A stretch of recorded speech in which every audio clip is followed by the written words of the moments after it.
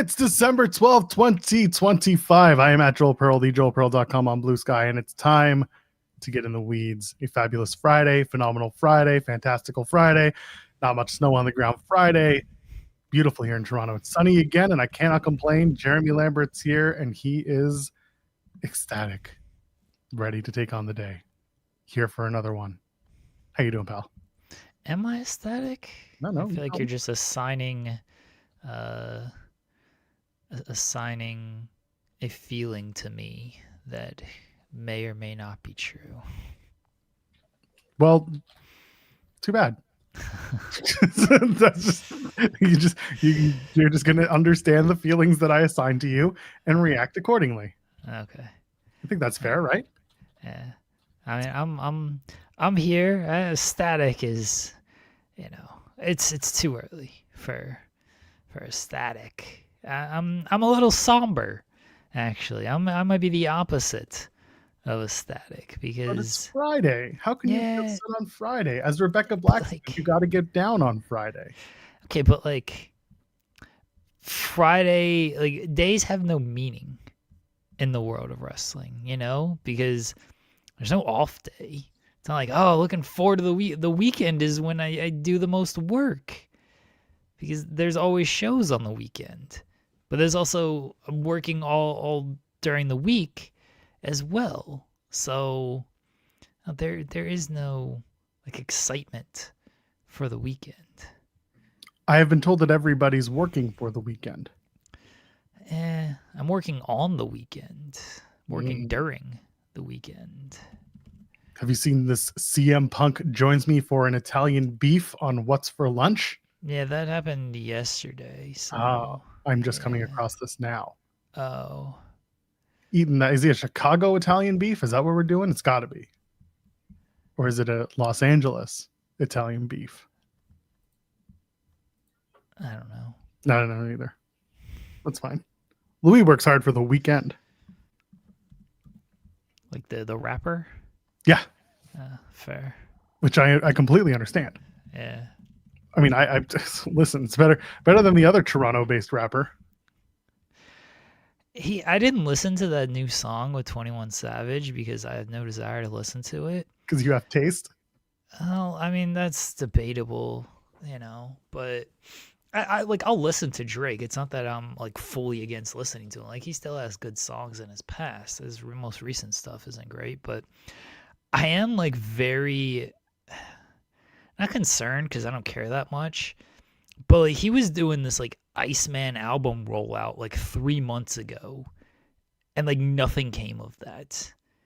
And I'm just wondering, was this going somewhere? Were you actually going to do an album? And now I don't know if it's actually most of those tracks that he played sucked, so I'm not even mad that he's not going to do this album. I just think it's very funny that he was trying to do this big rollout, and it's oh, we're doing cinema and we're doing previews and take a tour of this house, and I'm driving on the street in the Iceman truck, and then he just stopped it, and he hasn't released an album at all. And it doesn't seem like a lot of people care because nobody's asking hey, where's this new Drake album? Just funny. I think he just owed money to the Iceman company. And he said, what if I do a free publicity stunt? And they're like, sold. And now they're going to realize that it wasn't really worth it because Drake is trash. It was just all right. I was expecting this album to come out. I do think a lot of people were excited for the album for one reason or another. If you were a fan, you were probably excited because it's new Drake music. If you're a hater, you were probably excited because you were looking to bury it. And if you were neutral, you were probably excited. It's oh, what's he gonna say? This is the first big album after the Kendrick beef. What does he have to say? So I think there was legitimate excitement around it. I just think the rollout hurt it because the song sucked. The preview sucked. And it's all right. He actually doesn't have a whole lot to say. Yeah, this music is kind of not very good right now. So I think the rollout actually just hurt everything. And then he just dropped it. Now I don't know if we're getting an album or not.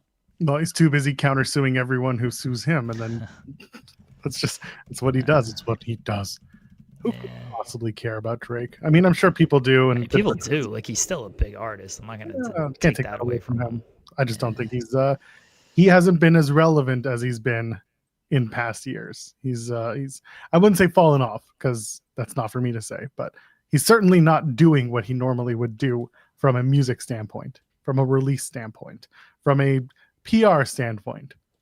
It's something's lacking, but also Drake's always lacking in my eyes.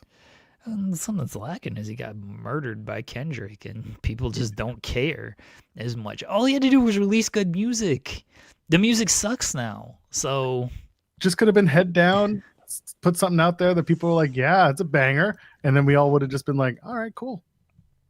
yeah, he's as usual. He's too much in his feelings about the whole thing, and so that doesn't help him. But yeah, all he had to do was release new music. Like I didn't listen to this new song with 21 Savage. I saw the line of like, what the hell was it? I don't want to misquote Drake. God forbid. Over Yeah, he might here. sue you. Yeah, I don't want to. But the line was, "Damn, Iceman, your initials just changed, Mister Recoup. That's my other nickname." Like what? Okay, that's the line y'all are pulling from this album or Also, from this song. recoup That is sucks. recoup is also like the bare minimum an artist can do in the contract. Like you're recouping for the record labels. You're recouping the money that they gave you to make the record and then pay it down. That's the old school recoup. That's what it was. It was you were signed to a record deal. The money was coming from the record labels to go out, put out the album, and whatever the sales were on the album, you would pay down what you owed. That was your recoup. You were recouping the money that was given to you. The rest was profits that was shared however you would set that up. Kind of sounds ridiculous for him to call himself Mr. Recoup when he's like, are you really recouping though? Or are you just kind of, just kind of getting through it? Like, he rhymed changed with nickname. Let's go. Slant rhymes, baby. Oh man. This dude sucks. Thank you. It's like on the Survivor Series post show. I mentioned it on this show when someone mentioned Drake, and I was like, Phil, don't get me started. I've been on his neck since like 2013. And Phil was like, really? I was like, yes. He's Toronto, and he's not good at it. Yeah. Just put out good music, dude. He's got good songs in his past. Yes, it's fine. It's just not. Just put out some good music, man. Do the Iceman rollout again. They should have had Chuck Liddell on there. That would have worked. I would have been a fan of that. Could have had George Iceman. He's another Canadian, another Torontonian. Is he? Yeah, I've run into him a couple times. It's really weird. There was one time, I think I've told the story before. It was the summer, I think 2 years ago. We were walking down the street where I'm living now. We were walking down the street and we just ran into each other. He was looking at properties, I think to open up like a coffee shop or something. Regardless, it was like right there. I was like, hey, George. And I was like, what the hell are we doing in the same area? And yeah, he's a dude. He's a guy. He exists beyond the television. Okay. Yeah, I'll take your word for it. I don't fully know, but Volleyball, I don't know if it's canceled. It feels like it's canceled considering again he did this rollout and he hasn't done it. But again, like why would you do all of that? Like it looks worse if you're gonna try to do this rollout and like, never mind, I'm not gonna do it. Like, because this is why so many artists just do surprise albums now. Like there's just lower expectations on a surprise album. It's like, well, you can't get mad out of it if you don't know what's actually coming out here. But it's funny that he tried to do this whole big rollout. Like, oh, we're going to get people excited for this new Drake album. And then they heard the music and they're like, nah, you can keep that shit, dude. We don't need that. Put that album on ice, man, because we don't need to hear it. That's where I was going to go. For a guy who gets in his feelings, you think maybe he'd speak to Taylor Swift. Oh, he can't do that. I mean, I guess he can, but she may not listen. I don't know if she wants to hear what he has to say. It'd be very funny. How do you write the songs you do? Go away. Okay, great. I mean, even her last album was it was fine. Well, she's it was on the happy now lower end. because she's Yeah, I happy. know. We've been through this. Yeah. We talked about it. She's talking about dick. I mean, he could have talked to her about like I need some pettiness. Taylor Swift is the greatest diss artist of all time. He should have gone to her to write a Kendrick diss because you can't respond to Taylor Swift. She just ends your career when she puts out a track. It's true. Now she's the greatest dick artist. I mean, I guess in some ways, I don't know. Sabrina Carpenter's kind of got her beat on that. That's true. But also she presents differently for the public eye. She's hypersexualized because she wants to be presented that way. Taylor has always been more for the kids and family when she rolled out, and now this latest album I think was a little more sexualized than it's ever been. But like that's for people who ain't been listening. Well, that's fair, but if you listen to the music itself, it is what it is. Nah, that's for people. Yeah, when she was younger, it was yes. less sexual, but then she, But what's the age difference? How old is Taylor? Taylor when she was a country artist was for the little girl presentation. I'm not saying the lyrics were. She was marketed, I should say, towards young families and younger girls. That's what I'm talking about. She was marketed a specific way. Lyrics aside, the way she was presented, she was always dressed in more modest fashions than Sabrina Carpenter is. She is overtly sexual, and that's fine. That's the way she's being marketed, and as a result, she's being successful in her world. Yeah, I get your point on the marketing of things, because some of the even early Taylor lyrics, it's not like outwardly sexual like Sabrina Carpenter or the latest Taylor album, but there's the hints. The hints are definitely there of what's going. Even in All Too Well, which is one of my favorite songs. She's singing about how her and Jake Gyllenhaal were hooking up and everything. It just wasn't as overt. She's talking about just wearing the T-shirt and everything. Like, all right, we know what that means. Whenever I hear his name, I just think Jake Gyllenhaal. Gake. Why Gake? Because G and alliteration. But he doesn't have it starts with a J. I know, I just prefer to make it a hard J. Jake Gyllenhaal is a much funnier name. Okay. You should be laughing. I saw you trying to stifle a laugh. I heard that. I wasn't trying to stifle a laugh. I didn't think it was very funny. I heard our audience laughing. I heard everybody laughing. Here. Damn it, I hit the wrong button. Yeah, no, that was the right button. That was 100% the right button. Now you got that one correct. Good job, Joel. Damn it. Is it this one? No. Is it this one? No, you got it right the first time. It's the orange one. No, you got it right the first time. No, you were right. Oh, shut up, chat. Ban all of you. Anyway, we're 13 minutes. We're laughing at you, Joel. Shut up. Well, while you're laughing at me, at least leave a thumbs up, you jerks. It is a call to action, you jerks. Leave a thumbs up and be less jerky about being jerks. Or else you'll be like Doug. We'll have to be cutting promos on you while we present Oriframe sponsor reads.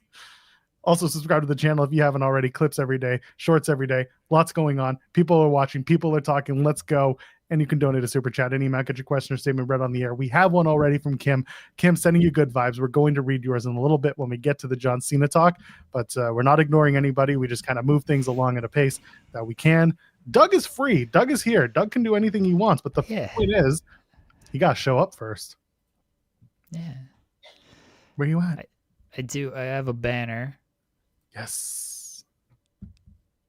Busted Open could never put on a great podcast like this. Hashtag better than Busted Open.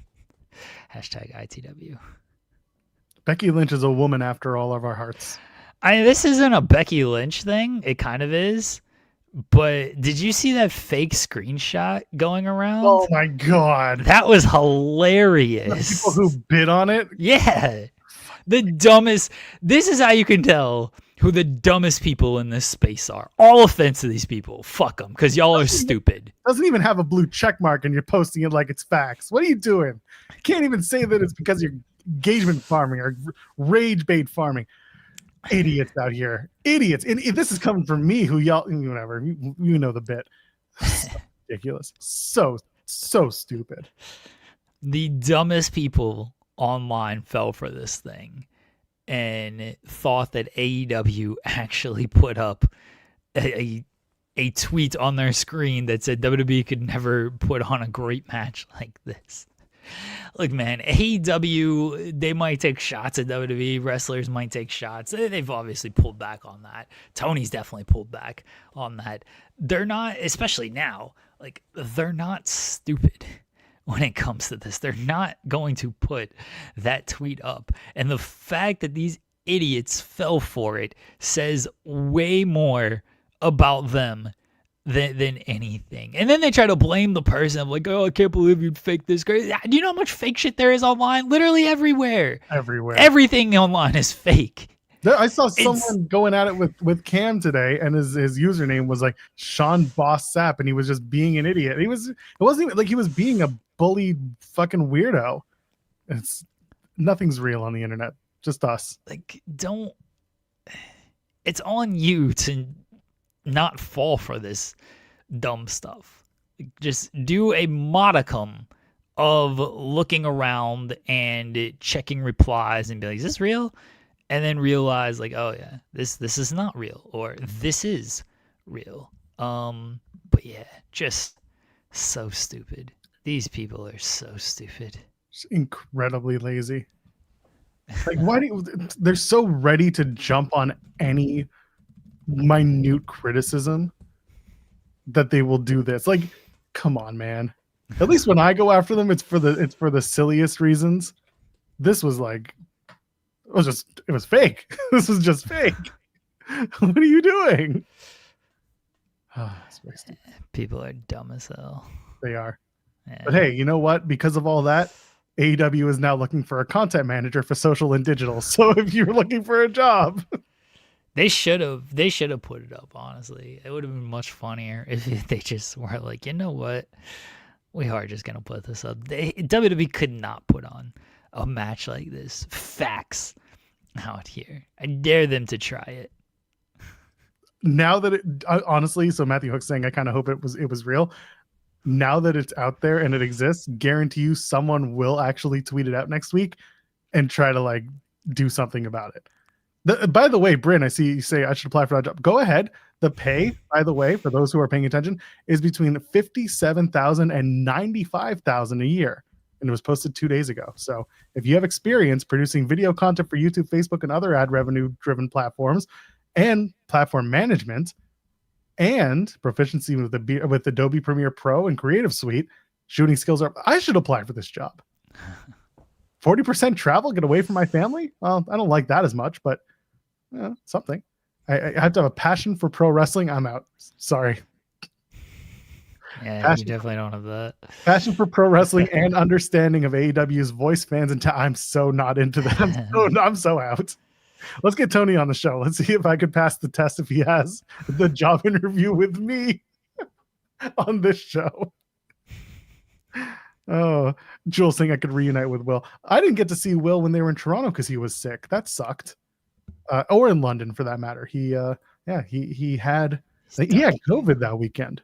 Oh, never. He like legit had COVID and it had been a whole thing. Yeah, poor guy. I mean that I do mean that. Poor guy. I don't like anyone being sick. But yeah. So I didn't get to see Will. Yeah. I just think he was avoiding you, which fair. I think that was the last time they were in town. He's like, Joel's gonna be there. I ain't showing up. Fair, I get it. He's never gonna come back to Toronto with this rate. It's just gonna be everyone but Will, the entire crowd.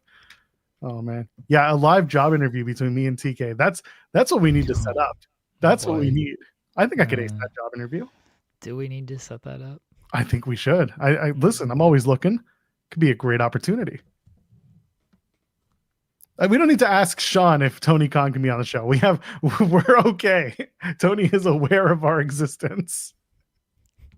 for better or worse. Yeah, yeah. I don't think we need Sean's permission to get anybody on this No, show. we don't. Like, sometimes I'll ask Sean, like, "Hey, do you have a contact for this person?" And then he gets me in touch with somebody like that. But no, it's not like, "Hey, Sean, can we have so and so on this show?" Sean's like, "I don't care who you have on this show. Like, whatever."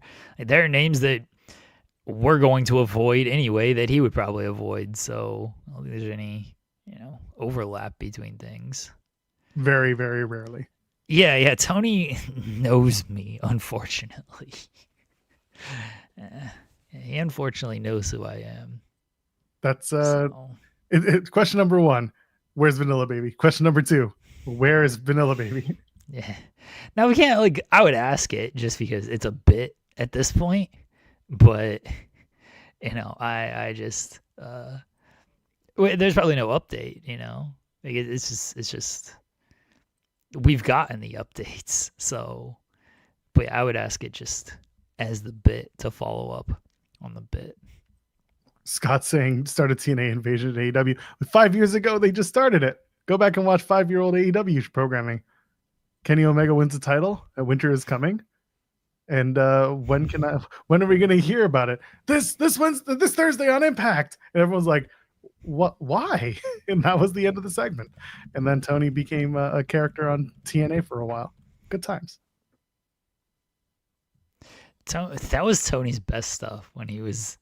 Has he talked much about it in interviews? No, I don't think so. That's the thing. Is like I would actually want to talk to him about that. Yeah. Okay, I'm glad because I was thinking about this while I was doing dishes the other day, listening to something, and I was like, has he ever talked about? It was 5 years ago, like radio from when this whole stuff was happening. I was like, I've never heard Tony talk about doing those vignettes, and I think we need to ask him about this. That's absolutely in it. Impact was on Tuesdays back then. Who cares? Impact was on TV. It was on Twitch. It wasn't even on TV. That really confused the hell out of people. They didn't even have access, and if they did, who cares? The worst. Trying to fix something while you're typing. My bad. Oh, okay. Now I would want to talk to Tony about that. See, that's the thing. Is like there's so much to talk about with Tony that I don't think a lot of people actually broach, because when he does these interviews, he's doing them typically as promotion. So people are going to talk about like what's current and everything, which is fair. And when he does the media calls, it's always getting current. No one's going to bring up like, hey, let's talk about those TNA vignettes years ago. So all that is very fair of why that would happen. If he does our show, we wouldn't have quite that restriction. I mean, maybe we would, we just wouldn't care. The thing is, we gotta get him on for the Christmas show because World's End is like 2 days later. Oh, I swear again, he's gonna do, if he does a show, he's gonna do Battleground. You mean does a show? Sorry, I thought you meant like a podcast appearance. No. Does our show? Oh, okay. If he does any of our shows, an episode. Yeah. Of yeah. If he does one, yeah. Yeah, if he does, it's gonna be our 24-hour stream. He's gonna be on at like 3 a.m. in the morning. It's just like when Evil Uno did his, and like random AEW people showed up in the middle of the night because they were like in the UK or something. Yeah, that's what you want. Yeah. When nobody's watching is perfect. That's when people get most involved, when nobody's watching. Yeah. What if that WWE could never put on a match like this? What if that came from like Tony's burner? Did you see what the account's name was? No, I didn't look. Hold on, I gotta pull it up again. One second. Oh my god. Okay, I know exactly the account to look for it on. It's the one that posted it and doubled down on it the most. Shout out Martin Stone. It wasn't him who posted it. Anyway, it says, "Oh my god, why are you quote replying to every fucking?" All right, let me just see if I can get this. Dude, this sucks. Oh my god, I picked the wrong person. This is forever. It's just. Do you have it? Oh, hold on, I have it right here. You have it? Okay, because the crash out here is amazing. Jesus Christ! Again, you don't have a blue check, and you're just doing this over and over. Here it is. Okay. Nope, that wasn't it. He's still going. 18. I have it. The account is Triple H is ruining wrestling. Which, by the way it's spelled as the Twitter handle is Triple H is running wrestling. You can't see. Yeah. The Twitter handle is It's running. There's no eye. It's tough to tell because like it's clearly such a fake looking thing. So bad. Like it doesn't even look good. Why would I would say why would anybody think this is real? But No, look at the idiots we're dealing with. so many idiots. Yeah, that's Tony's burner. Does that account like actually exist? Hold on. Let's No, see. it's too long. Is it Triple H is running wrestling? I don't know how many characters you can have. No, it doesn't exist. No, it's too long. I think it's 15 characters is the most. Oh. Yeah, ruining wrestling also doesn't. That's why I can like.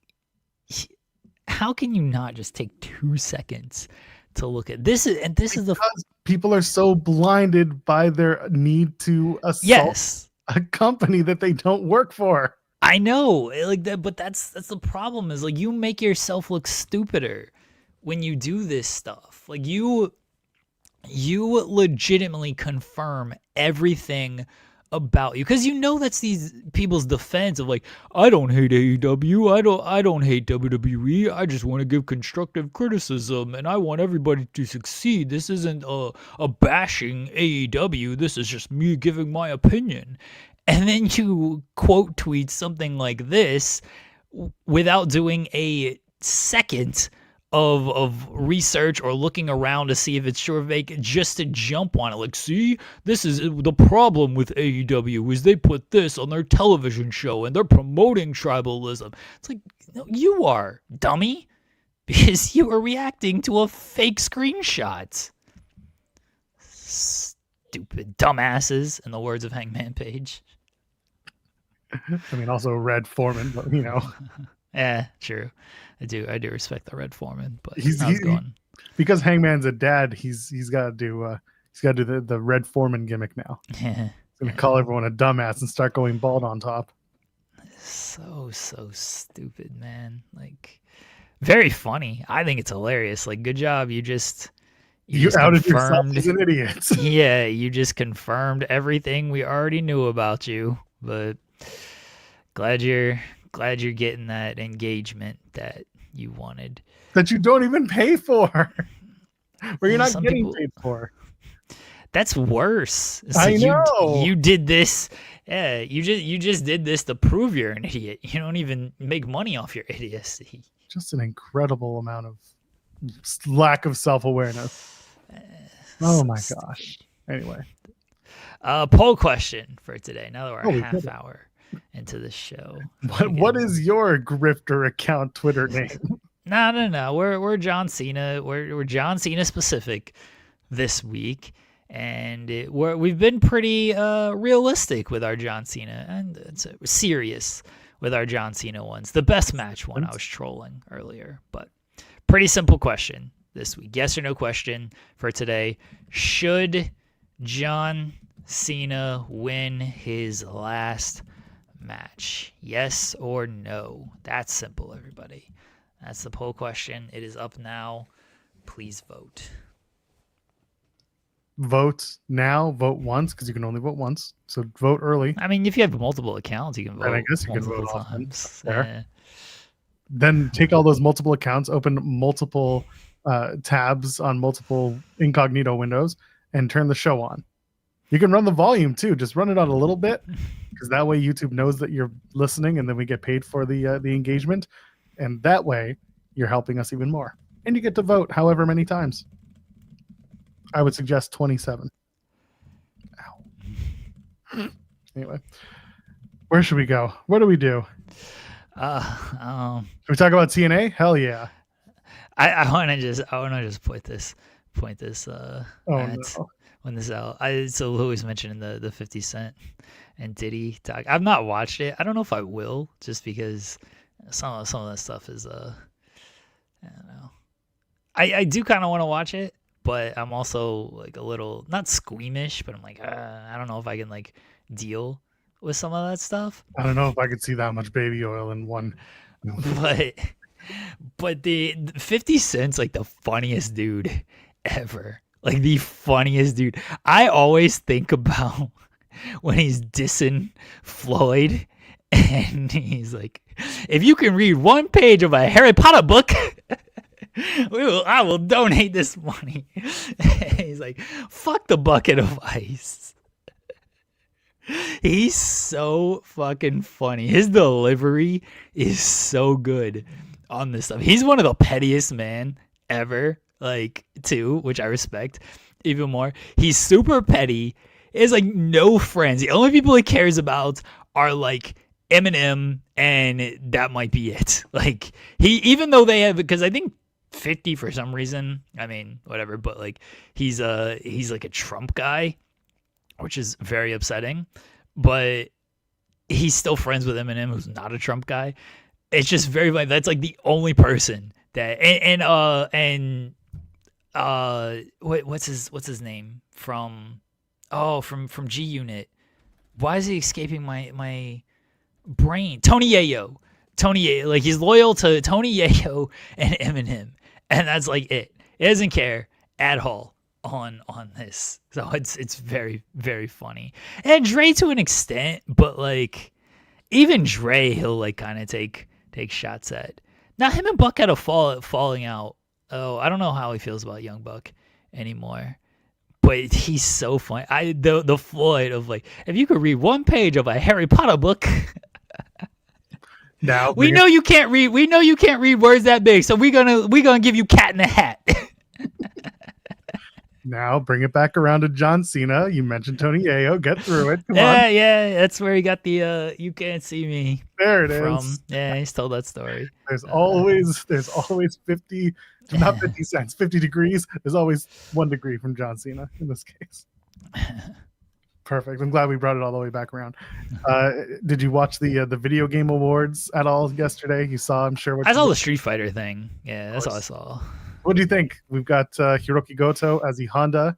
You had Joe Roman Reigns Anoa'i as he's being billed as, oh my God, what is the name escaped me? What's the character he's playing again? Akuma. He's Akuma. Akuma, thank you. Yeah. And Giles being played by Cody Rhodes. Being just run as Cody Rhodes, not Cody Runnels. So Roman Reigns is ready to ditch his moniker. And Cody's like, no, I'm keeping mine. But either way, what do you think of those 3 reveals as the characters they're playing? Cody as Guile is hilarious. He looks like it's a video game. Giles kind of looks stupid anyway with that hair. Like, you can't make that hair look good. You just can't. And it doesn't look good on Cody. It looks very funny. It looks very like campy and stupid. So I'll probably love it. I'll pull him up for those who haven't seen him. I've got him here on my Twitter. So there we go. So that's Roman. Yeah. There's Guy. Look at that, dude. Look at this guy. The hair was what weighed him down. Everyone's like, he looks so weird. He looks so out of place. I'm like, nah, he looks perfect. He looks like, that's how Guile looks, man. That's exactly it.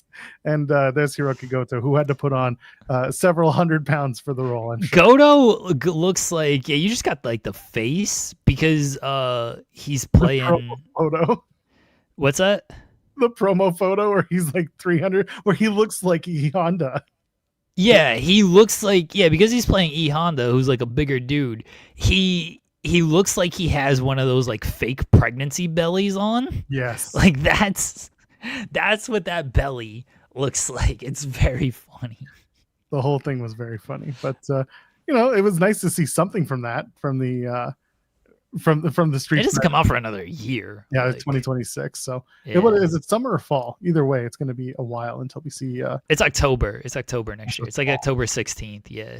Oh boy. Well, whatever. It'll be it'll be interesting watching how that looks on the screen. It'll it looks very stupid, but I'm cool with the movie if they lean into the stupidity. Like it feels like they were, given the way good. They looked so campy that preview. I'm not saying it's bad. It looked very campy. It looked very like not taking itself seriously, other than it being part of the Street Fighter like IP. Right, like it's a Street Fighter movie. You're not going to go after an Oscar here unless The Rock's in it. Then you might expect one, but no one's expecting classic cinema with a Street Fighter movie. You want something that is kind of dumb and over the top. So you should lean into that. Like, don't try to make a serious movie. Make something dumb and over the top. Yeah, exactly. It's popcorn. That's all it is. It's popcorn cinema. Go have fun, and go watch the movie if you want to. How about that? Matthew Hook sent a super chat saying, "Recording my new voiceover demo today. So excited. I hope it goes well. I hope it's everything you want it to be, and I hope it gets you some great gigs. And if it doesn't, just use my voice. You can use my voice, and I will help you get any gig you want. Right? Or just use Roman Reigns' voice." My Roman Reigns voice is just a stoned, chill. Dude, you said use Joel's Santino voice. Oh, buddy, I ranted last night. Matthew saying 0 chance to use your voice. What's wrong with my voice? I enunciate. I'm a good presenter. People like the way I sound most of the time. Except for that one guy that deleted the comment. I was like, "Oh, Joel yelling, I turn off the thing." And I was like, "Well, then shut the fuck up. Gone. Bye-bye." So anyway. Where was I? I ranted about Santino last night on the TNA post show. More importantly than that, the main event last night. Yeah. I tell y'all to watch one thing on a good episode or on any episode of TNA. I'll try to find one thing. I can emphatically tell you, watch the dog collar match between Danny Luna and Indy Hartwell. People have been speaking highly of Danny Luna for a long time. This just cemented it. That match was so good. She hit a gusher that she probably didn't mean to, but she absolutely made green from that red on her face. Crazy match. A lot of fun. Go check it out. I don't know what they're doing with Indy at this point.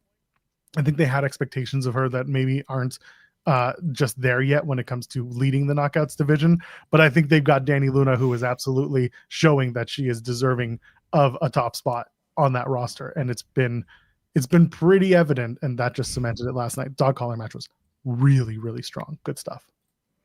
I did watch the dog collar match, and I do agree with you that it was excellent. And Danny Luna, I didn't know what to make of Danny Luna coming out of the team with Jody Threat. Like her and Jody Threat worked well together. They were former champions and everything, and then they split them. I was like, okay, who's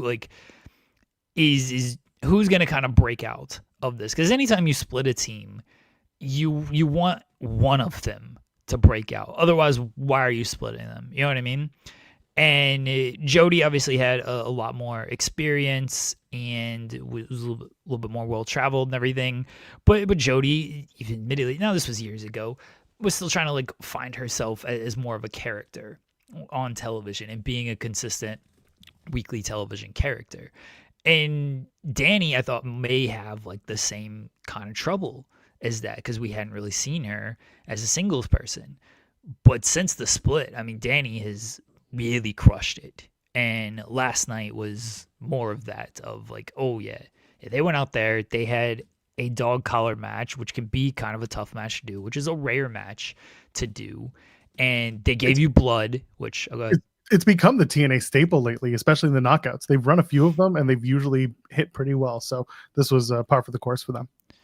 They gave you blood, which I think you need in a dog collar match, whether it was intentional or not. You needed it. I after the mandate of like, oh, we're only going to do blood on special occasions, and you know, we want to save it and everything. You got your TV deal. I don't think AMC is going to pull it. I mean, AMC might be like, you know what? Nope. We do headshots on our channel and zombies and decapitation, but blood, that's a step too far. A man built a machine gun in the back seat of his car and killed a bunch of neo-Nazis. But this, too much. They put Danny Trejo's head on a turtle. But a woman bleeding in a dog collar match. We cannot have that. We blew up an old folks home and a man walked around with half of his skeleton exposed. But this we can't do that. So I don't think it's going to be an issue that they did blood game. You got your TV deal, and it works if you do it sporadically. like this. You don't need to do it every single match because you're not going to outdo AEW there, and you don't need to not do it like WWE. You don't need to be too safe like WWE. So if you can find a balance, and I think they have, mind you, like cause the last one before this was Macklin and Eric Young, a well-deserving bloody match. This a well-deserving bloody match. Now, don't do it again until there's another match that should be well-deserving of a bloody match. Well, let me introduce you to the steel cage match next week. I mean, that's Well, hold on, we'll get there. I'm gonna backtrack. People were kind of making the joke, it's a 5-star match, and Matt Hardy's gonna crash out that they had one in TNA. And I know you guys talked about it yesterday, and that's not where I'm going. What I will say is, no, it was not a 5-star match because the finish was completely weird. They brought out the powder, and so the powder was a callback to the no DQ match from Turning Point that Danny and Indy had. So like they were trying to make sense of it, but in the match, Indy scouts the powder and gets it out of Danny's hand. The powder goes all over the side of the ring, and it looks like they're trying to do a scuffle to get to the powder first, but instead it turns into a scuffle where the referee gets knocked down. Danny, you can hear her say, if you're listening closely, she says like the finish. She calls for the finish. They do the Luna landing. The referee takes an extra 5 seconds to actually do her thing, like to count the 3. And then she does count the 3. So she does you've got like a 10-second spot until you get to the 3, and Danny Luna wins the match. They kind of made Indy Hartwell look stupid at the end of this because she was just out cold for the whole count. You thought it would be a near fall finish. So that part, not so great. Yeah, the finish was a little weird. I don't like. What was one ref bumps and dog collar matches for? That too. They tried to make it. They got too cute by half, and it just that part to me didn't work in an otherwise very strong match. I hate ref bumps in any type of no DQ type match. It's like, what do you need it for? It's literally no DQ. The ref can see everything and can't do shit about it. So you're basically doing a ref bump to protect the other person of like getting a visual pinfall, but they don't get the win because the heel is going to win. That's typically why you do a ref bump in that scenario. And I just think that's stupid. Because I think we got to protect the baby face so it looks like they won even though they're going to lose. I don't think people care that much about this like visual pinfall. And I don't think they really rally because you've done it to death at this point to where it's just become sort of meaningless of like, oh, well, they would have won if the ref didn't get knocked out. It's like no one really cares. Instead, like you just kind of make your babyface look stupid instead of like the fans getting behind them. Instead, they're like, oh, well, they just look kind of dumb here. They think they're saving face from a creative standpoint, that the baby faces get the visual pin and therefore you're going to, make them look a little more viable as a candidate when you inevitably, go back to the match. It's not great, but at least that is the kayfabe explanation for why you would do it. But it is overdone. That is completely agreed. It's overdone, and like I know the theory behind it, but we're also 3 weeks away from 2026, and now we live in a world where everyone knows that it's booking, and so people don't get mad at the heel or get behind the babyface with this stuff. They're just like, this booking is stupid, and that is a detriment more than anything. So it becomes tougher to do these things because it is a tried and true wrestling trope. But this is why you're just better off like sticking to a more honestly basic format, and people will probably get behind that more because now when stupid things happen, it doesn't put as much heat on the heel and it doesn't gain as much sympathy for the babyface. It just makes people be like, oh, this booking is stupid, so now I'm not watching. Yeah, exactly. So regardless, go back, watch the match. Just don't pay attention to the finish if you're trying to rank it on a star scale. Great match, 5 stars. Don't tell Matt Hardy. Okay. Elsewhere on the show, so this was kind of the low point. They're doing the cage match next week, and Team TNA versus Team NXT.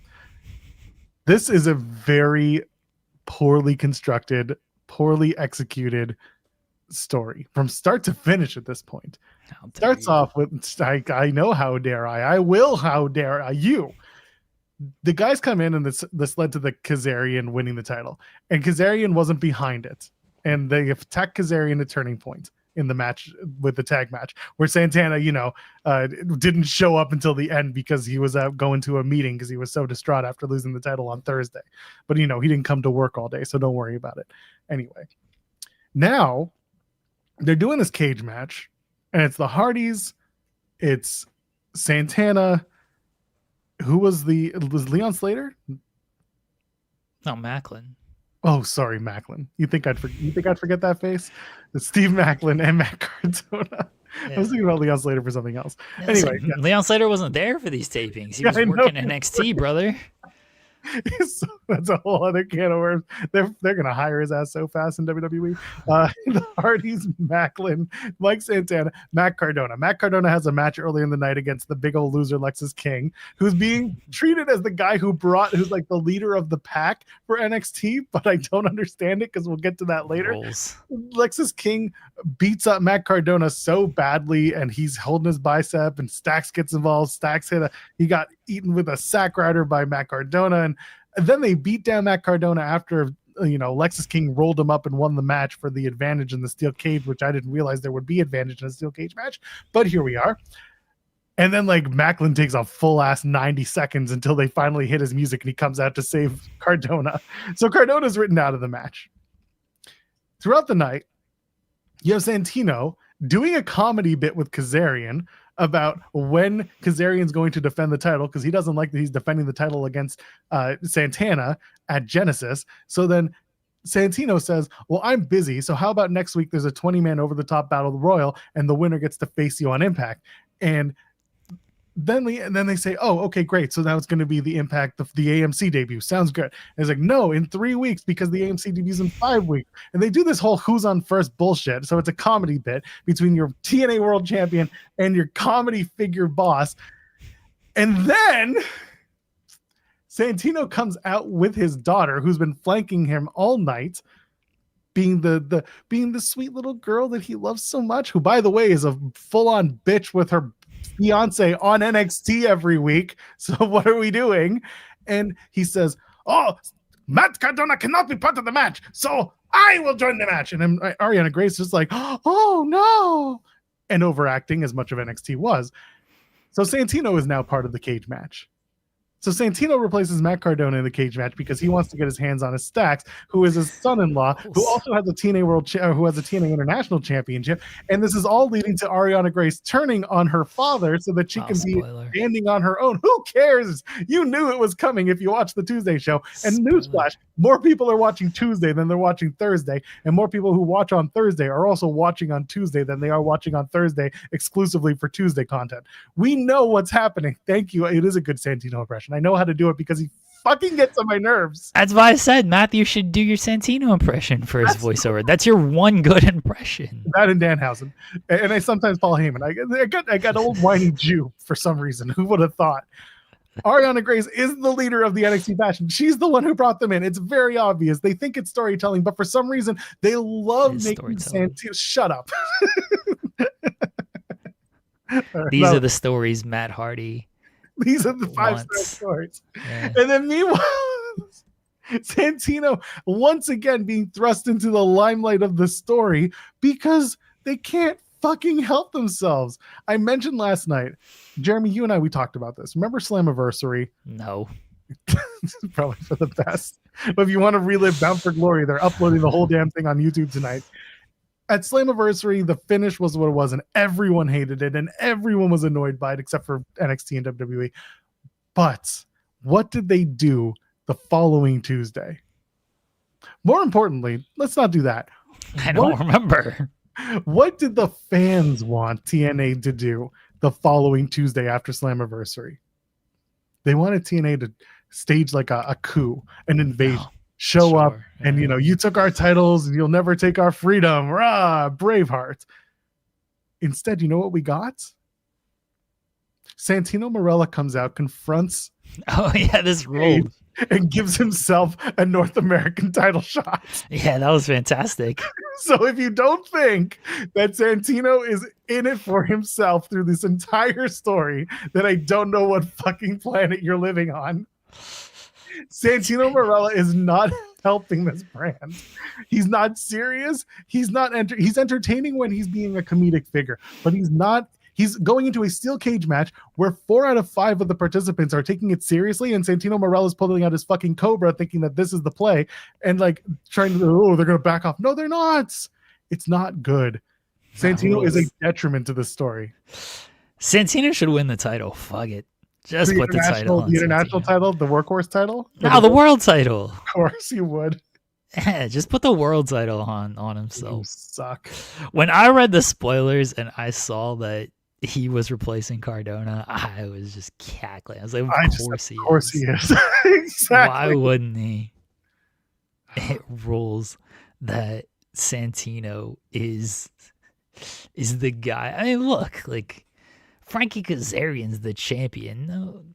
Frankie Kazarian, good wrestler, been around for a while, but also like Frankie Kazarian's not really the guy if you're trying to promote yourself as like this hot new brand and alternative brand.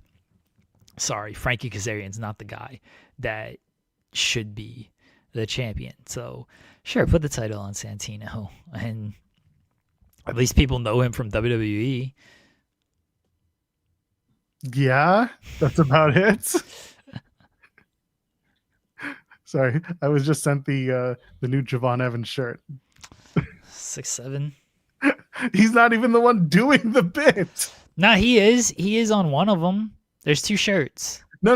I'm not talking about doing it on. He's not the one doing it on TV as a bit. Oh, it's been Mello's thing for the last few weeks. I mean, Javon's been wearing like the 6'7" jersey. I guess and everything. That was his number when he played, high school. No. When he got the jerseys, like he did it then.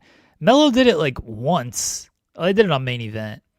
But Mello ain't been on TV for like 2 weeks. Javon's on multiple shows. So sorry, Javon gets rights to it. It's fine. I'm just saying. He's on TV. One was doing it and the other one's not. It's fine. It's fine. When a company starts doing the leaning into the meme, it's dead. It's beyond dead. Yeah. So they got into it just in time for no one to pay attention. I would probably still still do decent. Was Mello just on SmackDown last week? I watched SmackDown. Yeah. Oh, okay. I watched SmackDown in bits last week because I was at the play, so I didn't watch it like fully through. So I apologize if I missed it. Mello was on SmackDown. What did he do on SmackDown last week? Didn't he have a match of some sorts? Dude, I can't remember what I did yesterday, so we got that going for us. Yeah, my memory's terrible with this stuff too.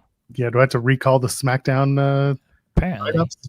All right, we're gonna do that. Oh, he answered the U.S. Open Challenge. Oh, okay. Wait, he did? I could have sworn that was something else. I thought that was 5 months ago. I mean, he did it like 5 months ago too, right? Oh yeah. He did the Open Challenge, and then what's his face? Ciampa cost. Yeah, he's doing Ciampa. Okay. I watched that match, so I don't know why. So that's not me missing anything. That's just my memory sucks. Well, as one does. There was a lot of wrestling last weekend. We can use that as the excuse. Yeah, there was a lot of wrestling. I thought that match also happened like 4 weeks ago, and so it just all blends together. Because he's answered the Open Challenge before, right? He answered Sammy's Open Challenge. He went to do it, and then that's when Miz took him out. There was that 1 week. Wasn't that against Sammy? Was it? I don't know who it was against. It was a U.S. Open Challenge. That's all that matters. He was the first person to answer Ilya's Open Challenge, wasn't he? That's the thing about the Open Challenges. They don't matter who the champion is, just that they're existing. No, that's the fun part about the Open Challenge. It's a big who's going to answer. It's on the challenger to be a big surprise. Everybody knows who the champion is. All the champion has to do is deliver a strong match, which he does. Don't get me wrong. Dragunov and Sami Zayn both did in their Open Challenge eras. But the challenger is the big draw for this particular matchup. So Mello was there. He was the big matchup guy. Yeah, I feel like they've just been doing Mello he's like the open challenge loser at this point. Well, You know, like that's where he's at. you know what? So, You all know right. what? They should have Santino come out and challenge Ilya Dragunov for the U.S. title. Okay, I'm fine with that. I mean, they may as well at this point. Santino's just getting himself into everything. Yeah, he should win it. He'll probably be part of a triple threat at Genesis for the TNA title at this point. He should win the he should win that title too. They should just put all the titles. Put him on Santino. Yeah. Yeah, they should put all the titles on Santino. Yeah. He should win the Royal Rumble like he almost did that one year. And then he should face Cody Rhodes at WrestleMania in Vegas. And it'll just be months of Santino Marella calling him Cody Rhodes or some bullshit like that. Rocky Rhodes. Rocky Rhodes I can get behind. Yeah. Was Rocky Rhodes a porn star? Probably. That does sound like a porn name. Yeah. I can see that being a porn name. Yeah. But it is something that he would do because it's Santino. Yeah, Santino is the belt collector. Rules. The best belt he can collect is the, I don't know, Cody parking lot. All right. No, these are terrible, but they're also exactly what he would do. See, when you start Cody Pothole. Cody Pothole. There you go.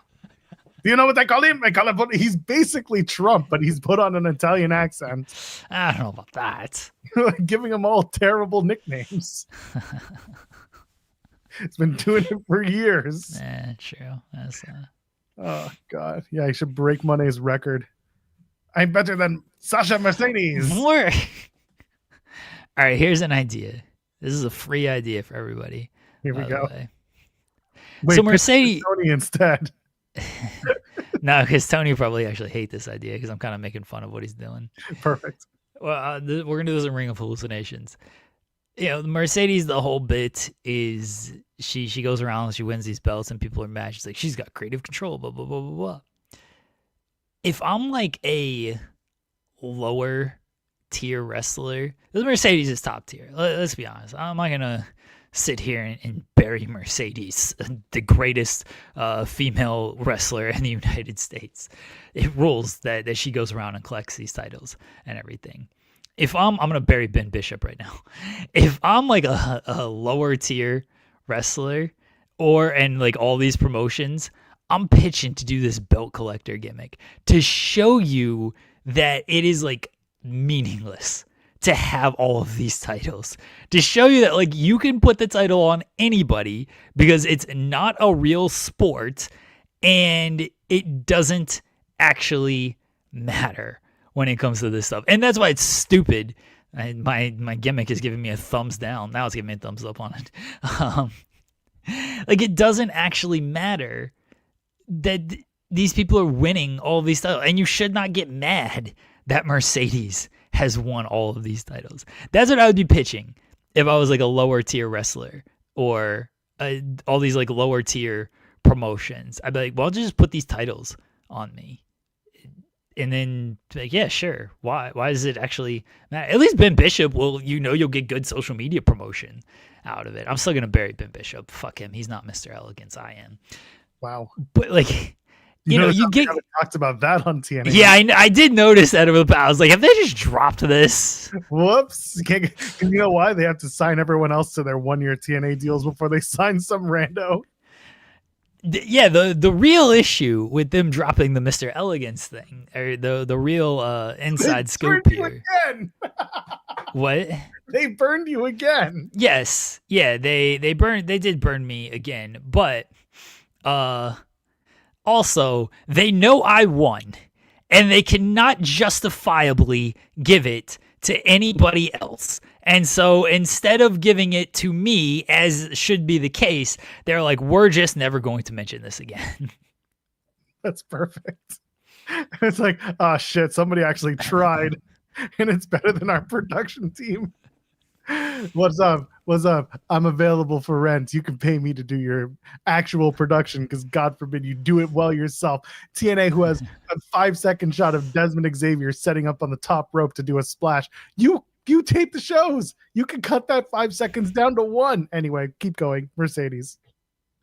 Belt collector. My whole point was like, They should just do this with a lower tier wrestler just to show like, hey, this belt collecting gimmick can be done by anybody, and it's kind of not that important, and it's just these are just titles that Don't make me say are it. promotions. Don't make me say. Hold on. Keep talking for a minute while I prove this point. All right, and these are just titles by promotions, and it's spoiler alert, it's not a real sport. Okay, we can just put these titles on anyone. And so Ben Bishop can just have 20 titles. I just think it'd be very funny to see Ben Bishop with all these titles. And then people get very mad, like, how does Ben Bishop have 20 championships? Oh, like, who cares? Who cares that Ben Bishop has 20 championships? Who cares that Mercedes has 13 championships? Who really cares? Be mad about something else. This is a dumb thing to get mad about. Be mad that AEW is airing WWE sucks tweets. Yeah. Anyway, someone would like to have a word with you over this idea.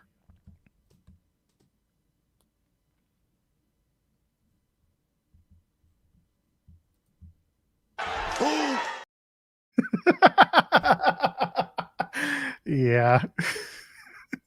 Oh, the belt collectors. Who could this proves my point, though, of like, it doesn't matter. It does. It does not matter. Sorry, audio crowd. You're going to have to watch the video to find out who that was. All 873 of you, or however many, pay attention to the audio show. Does not matter at all. All right, we're all advocating for Ben Bishop to win 20 championships now. Well, look what we've done. Not Mr. Elegance, though. He cannot win that championship because I've already won, and they refuse to acknowledge me. Fucking cowards. I agree. This should be it. There you go. I don't know if Jeremy's kidding, but the tweet wasn't legit. Some dude on Twitter did it. Jeremy, did you know this? Did you know that the tweet that we referenced for 20 minutes at the top of the show was not real, even though we talked about it? No, they aired it. It happened during the Kyle Fletcher match. I saw it. We saw it with your own too, right? Yeah. It was WWE could never put on a great match like this. Right. Hashtag AEW, hashtag winter is coming, hashtag AEW Dynamite. They aired it. Yes, especially if someone who has the username Triple H is ruining wrestling. Yes, or running. Running wrestling. It wasn't even running because it was one in. So ruining. Yeah, ruining wrestling. RuneScaping wrestling. It's okay, Harry. It's fine. You know what? We got the tweet. We're going to load it up on our brand new Aura frame and we'll send it to you for the holidays. You can do it too over at auraframes.com/Fightful. Get $35 off right now if you head over to the website, auraframes.com/Fightful.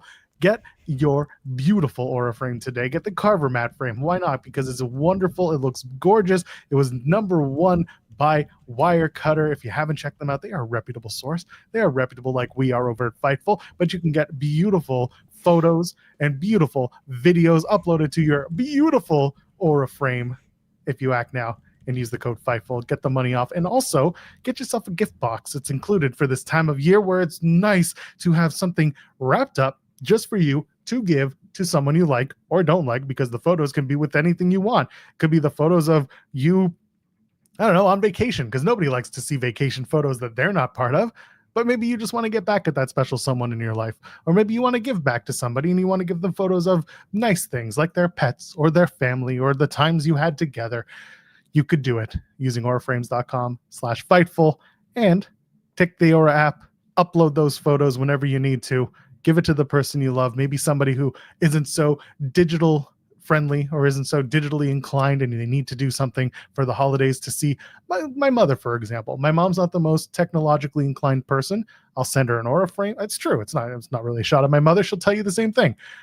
You send her an Aura frame, you upload a bunch of photos. Maybe you have her grandkid. She'd love that. Maybe you have her grandkids because she has more than one. Not mine. And then she can enjoy the videos and the photos and all that stuff with her Aura frame and plenty more. So head on over to auraframes.com/Fightful. Get $35 off your order. It's the perfect gift for the holiday season. Get the Carver mat. Get whichever one you want. Whichever one you think is nice. Terms and conditions apply, but you should check it out now at auraframes.com. AURAframes.com. Fightful. Triple H is RuneScaping wrestling. They should release that shirt. They should. It should be like Hangman, like pruning Triple H. I don't know. I hope I didn't run off another person watching our show. Yeah, you're mean to Harry now. Jeez. His name is Harry D. Come on, come on. Give me a break. Come on. Stop running off our viewers, Joel. I will do it in the name of our sponsors. Our sponsors deserve the best, and we give them the best. Stop it, Joel. Stop running off our viewers. Only if Triple H keeps running wrestling. Doug and Harry are never. Harry Doug is never coming back. Doug Harry? It's okay. It's okay. You'll all survive, I promise. So. Yeah, everybody's going over to Bust It Open now. No, they're not. At best, they're going to Matt Men. At best. They're countering us today. They went right at 10. I know. They went right at 10. I know. They usually get around 10:30, but they decided to start early this week because I assume someone has to catch a train because they're in New York and everyone always has to catch a train. Yeah, no, they can end early, and they should promote us at the end of their show. They should say, if you still want to have more wrestling talk in your life for some reason, head over to Fightful Overbooked and watch my pal Jeremy Lambert and my sworn enemy Joel Pearl Like maybe talk about wrestling. Feels like that's a little not true, but here we are. Tell Zarian to promote us at the end of his show. See what happens. Yes, that's exactly what you should do. Sean's talking about a big debunkathon today, so get ready for that. That's every Friday. There's only so much AI slop Right. one can really put into a debunkathon. Dude, Sportskeeta's pissing me off with those photos. Feels like maybe people should, I don't know, ignore them and stop paying attention to them. I know it's hard. There's no way. It just comes across my feed. I can't ignore it. I don't reply to it or anything, but they're just every single thing with them is an AI photo and an AI article. I'm like, can you just not do this? I'm seeing people too who are like the Haroon twins. I'll call them out just because I don't Haroon really. twin. I don't know who they are. They're all the wrestling shows. They were invited to all the rest. They've been at AEW. They've been at WWE. Okay, I've heard of them. They're twins. They're two guys. They're twins. They go with their handler. Anyway, they're posting AI slop John Cena stuff, and I'm like, come on, man.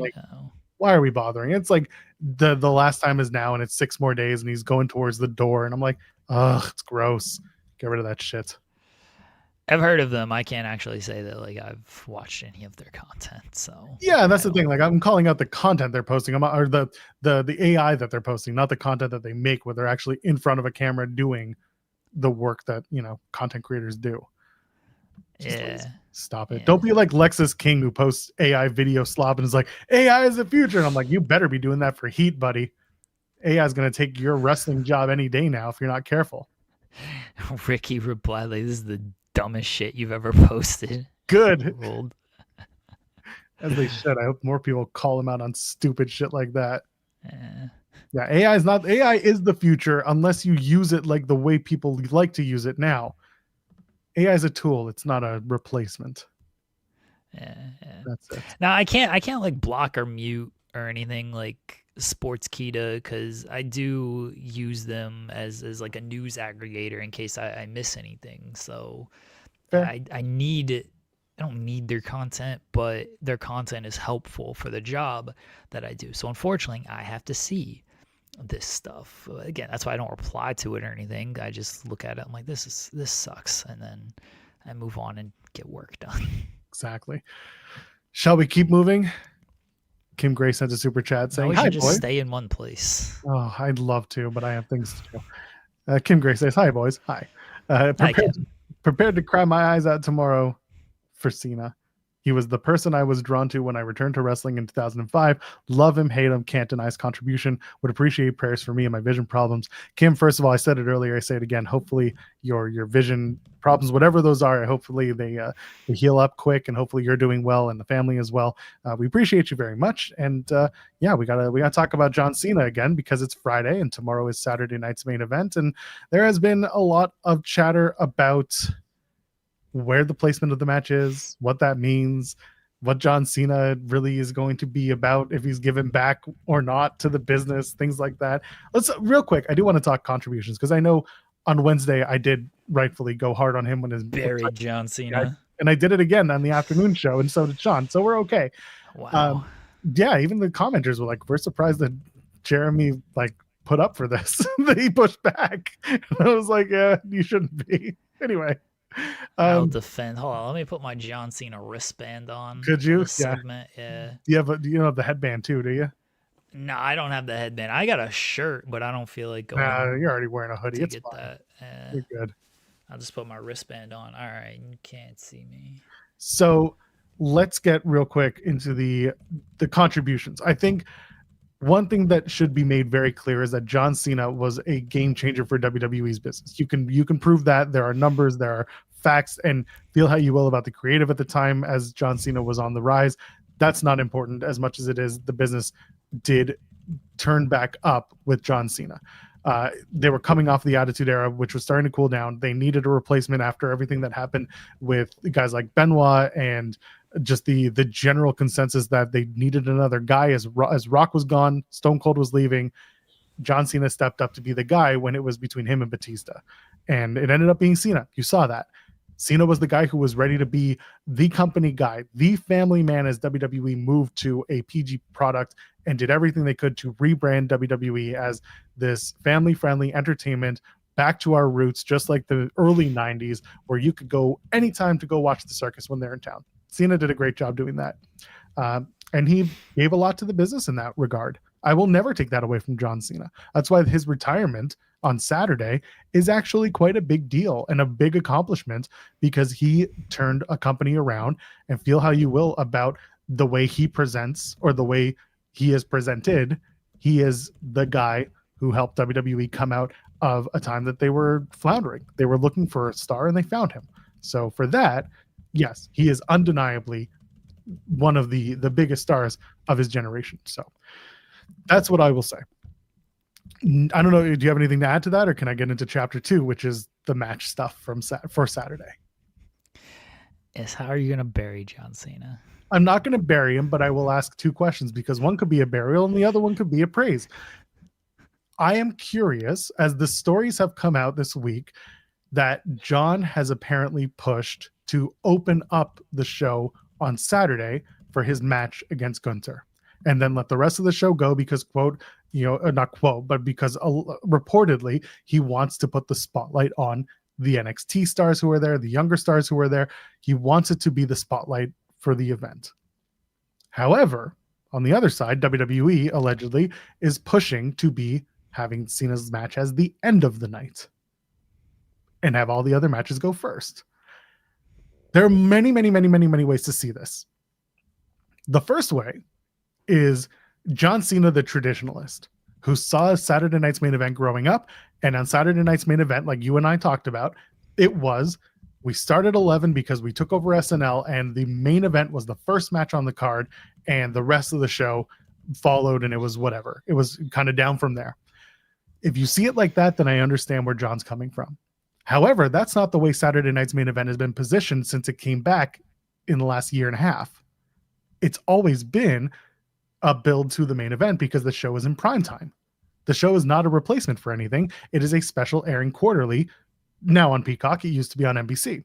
So as a result, I don't know where the disconnect is, because John Cena's last match is the main event. It is the absolute main event on a Saturday night, the last match to go on, because if your idea is putting the spotlight on the talent after your match, well, what happens when the main event goes on first? Everyone leaves. That's it. Show's over. Bye-bye. And after that, you're just watching the preliminaries. The spotlight's not on you. Now, we can also think about does that tip the scales of whether or not John's winning or losing? Because if he just wants to get his match out of there and be on first and go, that indicates to me that John is losing and he just wants to roll out of the ring and be done with it.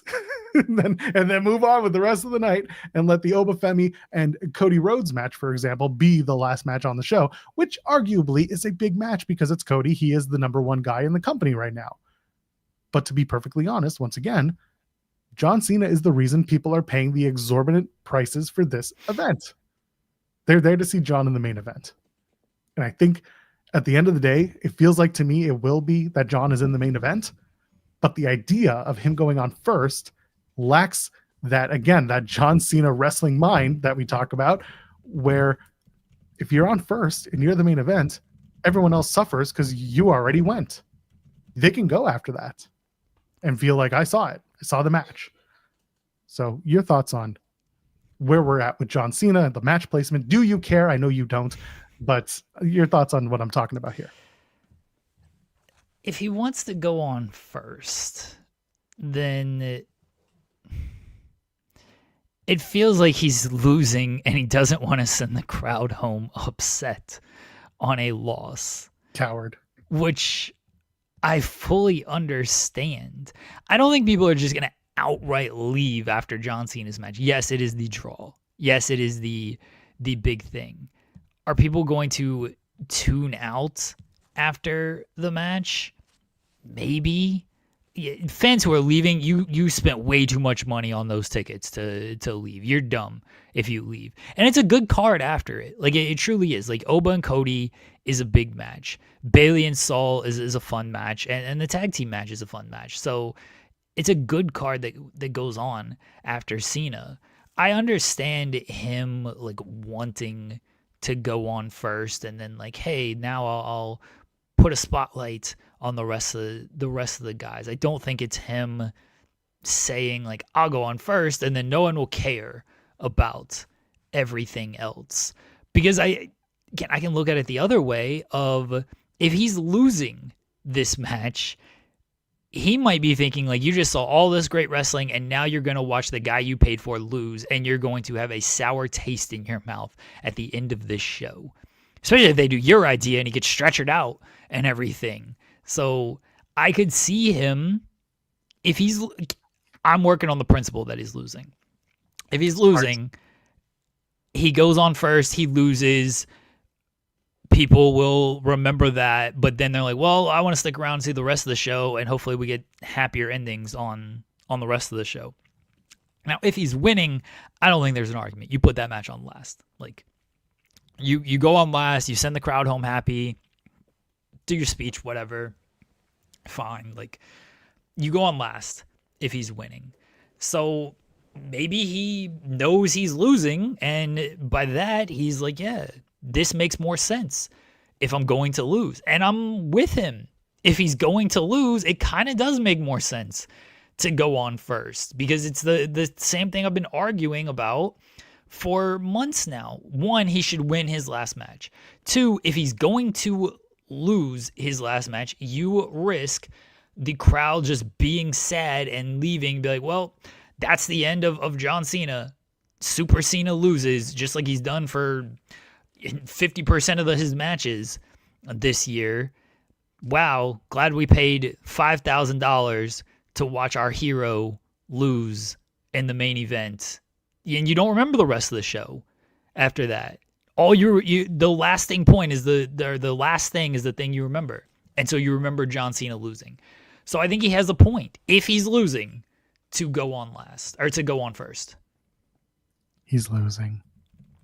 Then he should go on first. No, he should go on last.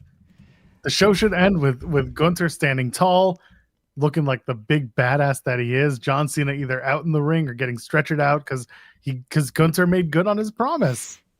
We're moving the stories ahead. We're moving this whole thing forward. The train keeps on rolling. It's what we do. I like Ken Bruno. I don't know who to read this as, because I could read this as bro, or I can read this as bro. Imagine I can't. I'm not Andrew Zarian. Bro. Vince Russo. Ken says Vince Russo. I know it's Vince Russo, but Anyway, think of it as Vince Russo. Bro, imagine if Cena and Gunther opens the show, bro. Ends in a double DQ and a brawl throughout the show with random cameos. Then they brawl back to the ring and Cena brings Gunther, beats Gunther, clean as a sheet, bro. I did pitch that it should be like a theater show and you do like the first 10 minutes of the match. And I don't know, you brawl through the crowd, they all just go to the back, and then it's like, well, it's intermission. And you put on the other matches. That's the intermission. And then Cena and Gunther come back out and have the last 8 minutes of their match. And Cena should win. I'm sick of all of you in the chat, by the way. I'm going to run off all of our viewers now. Is it this? I don't care that they think you're right. I don't know what you're right about in this case, that Cena should get stretchered out and everything. No. All right. You know what? The chat's actually done well with the voting of the poll, though. But you commenters out here saying that John Cena should lose his last match. Tired of you. You're all wrong. Should not lose this match. You know why Sting winning worked? You know why. Because he's fucking Sting. Because Sting was presented as a winner in AEW. This is something you have talked about with John Cena's retirement run. That his whole retirement run has been full of losses. Yeah, it's stupid. Exactly. Well, that's what I'm saying. You cannot compare it to Sting's because Sting had a longer. I know. I'm saying to those who will do it, you cannot compare it to Sting's because yes, Sting. They gave him so much runway with the matches he had and the quality that he had and the people he was working with. He had top level talent to work with, and Darby Allin at his side as another top level tag team partner throughout this whole thing. He was right. He was placed perfectly. With John, he was on his own, doing it by himself with the people he was facing. He was Travis Scott erasure. He did it to himself. So like, really, what are we doing? Travis Scott was like, and that's the end of that. Fiend. That's all you get. Yeah, just Fiend, just in the background, fling as you think about him. Never. The point of all this being, when Sting retired, he went out on a high because he was presented on a high. John Cena's entire year has been presented as ups and downs and bumps and scrapes and bruises and not good is really what it comes down to. It wasn't done well because the moments were all they cared about, and they didn't do a good job to stick the landing. So as a result, stretcher him out, let him just pass out. That's it. Go home. I'm okay with the stretcher out, pass out, all that stuff. If I had, and we're not going to rehash this argument, but if I had any faith that the follow-up would be any good, and I don't have that faith. So, and because of that, I would just rather win the last match, send your fans home happy. Gunther isn't, I know they don't give a fuck about the fans either, so that's where my argument falls short, is they do not care about the fans. I'm glad you understand that. Yes, I get it. Gunther doesn't lose anything by losing this match. He's fine. You can easily rebuild Gunther. And Gunther he's not like some young up-and-coming star or anything. He's great. He's the best wrestler in the company. But it's not like he is a 20-year-old like on the rise. He's already very well established. He can lose. It'll be fine if he loses. Honestly, here's the thing. Here's something I think people are kind of missing now. John Cena wins. And great, and people are like, oh, well, you didn't help Gunther, because now Gunther is not like this big bad dude who you can build off of this. If John Cena wins, who's the last person to beat John Cena? Brock. Oh, no, Dom. Dominic Mysterio, who is younger than Gunther. Yes, he is. Mind you. Yes.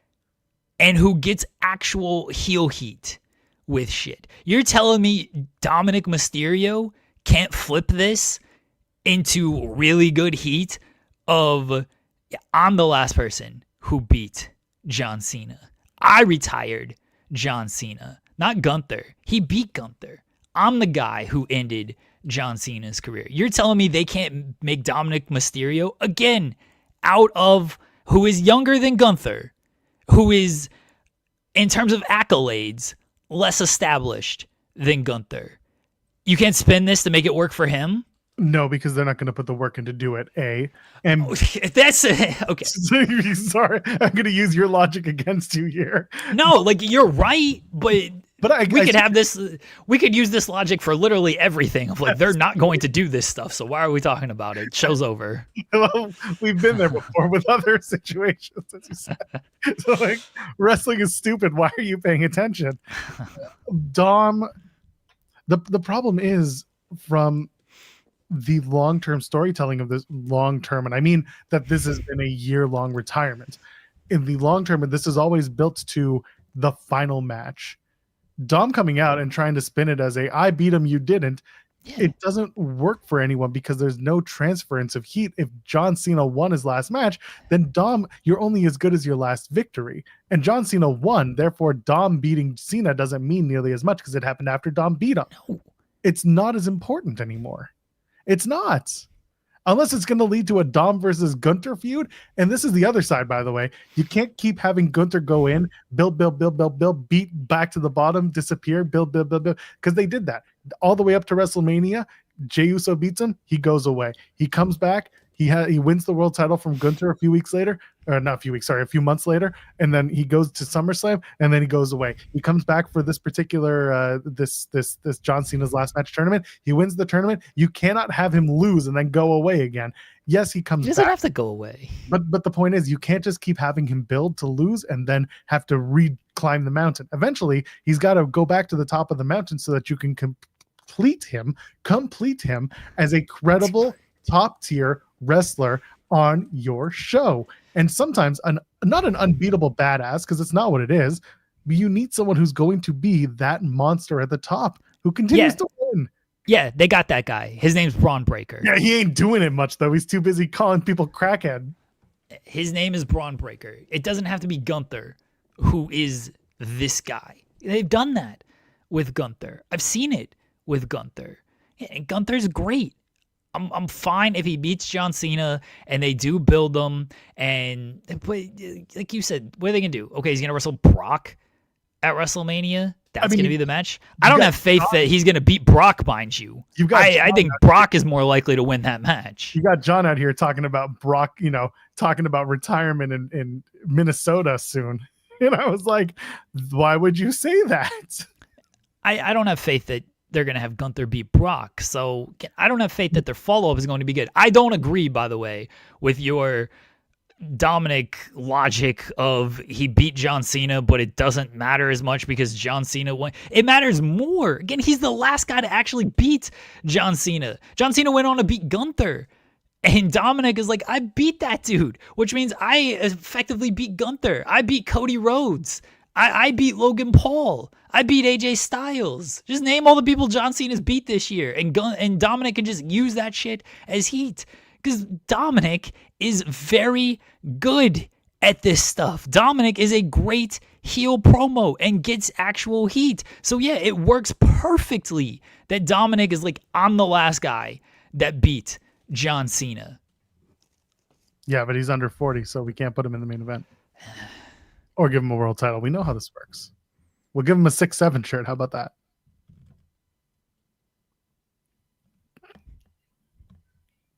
You know it's true.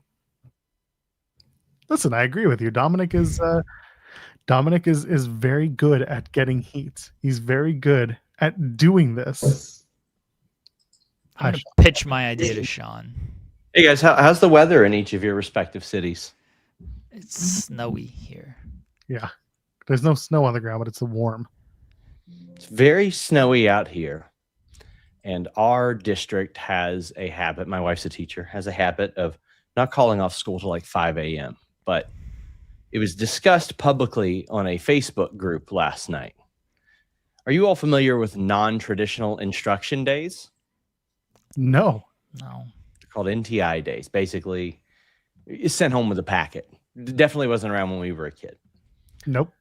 So the district posts, oh, we'll make a call on it. And then someone named Phantom Phil comes along on the public Facebook and says, do one of those NTI days where nobody does anything.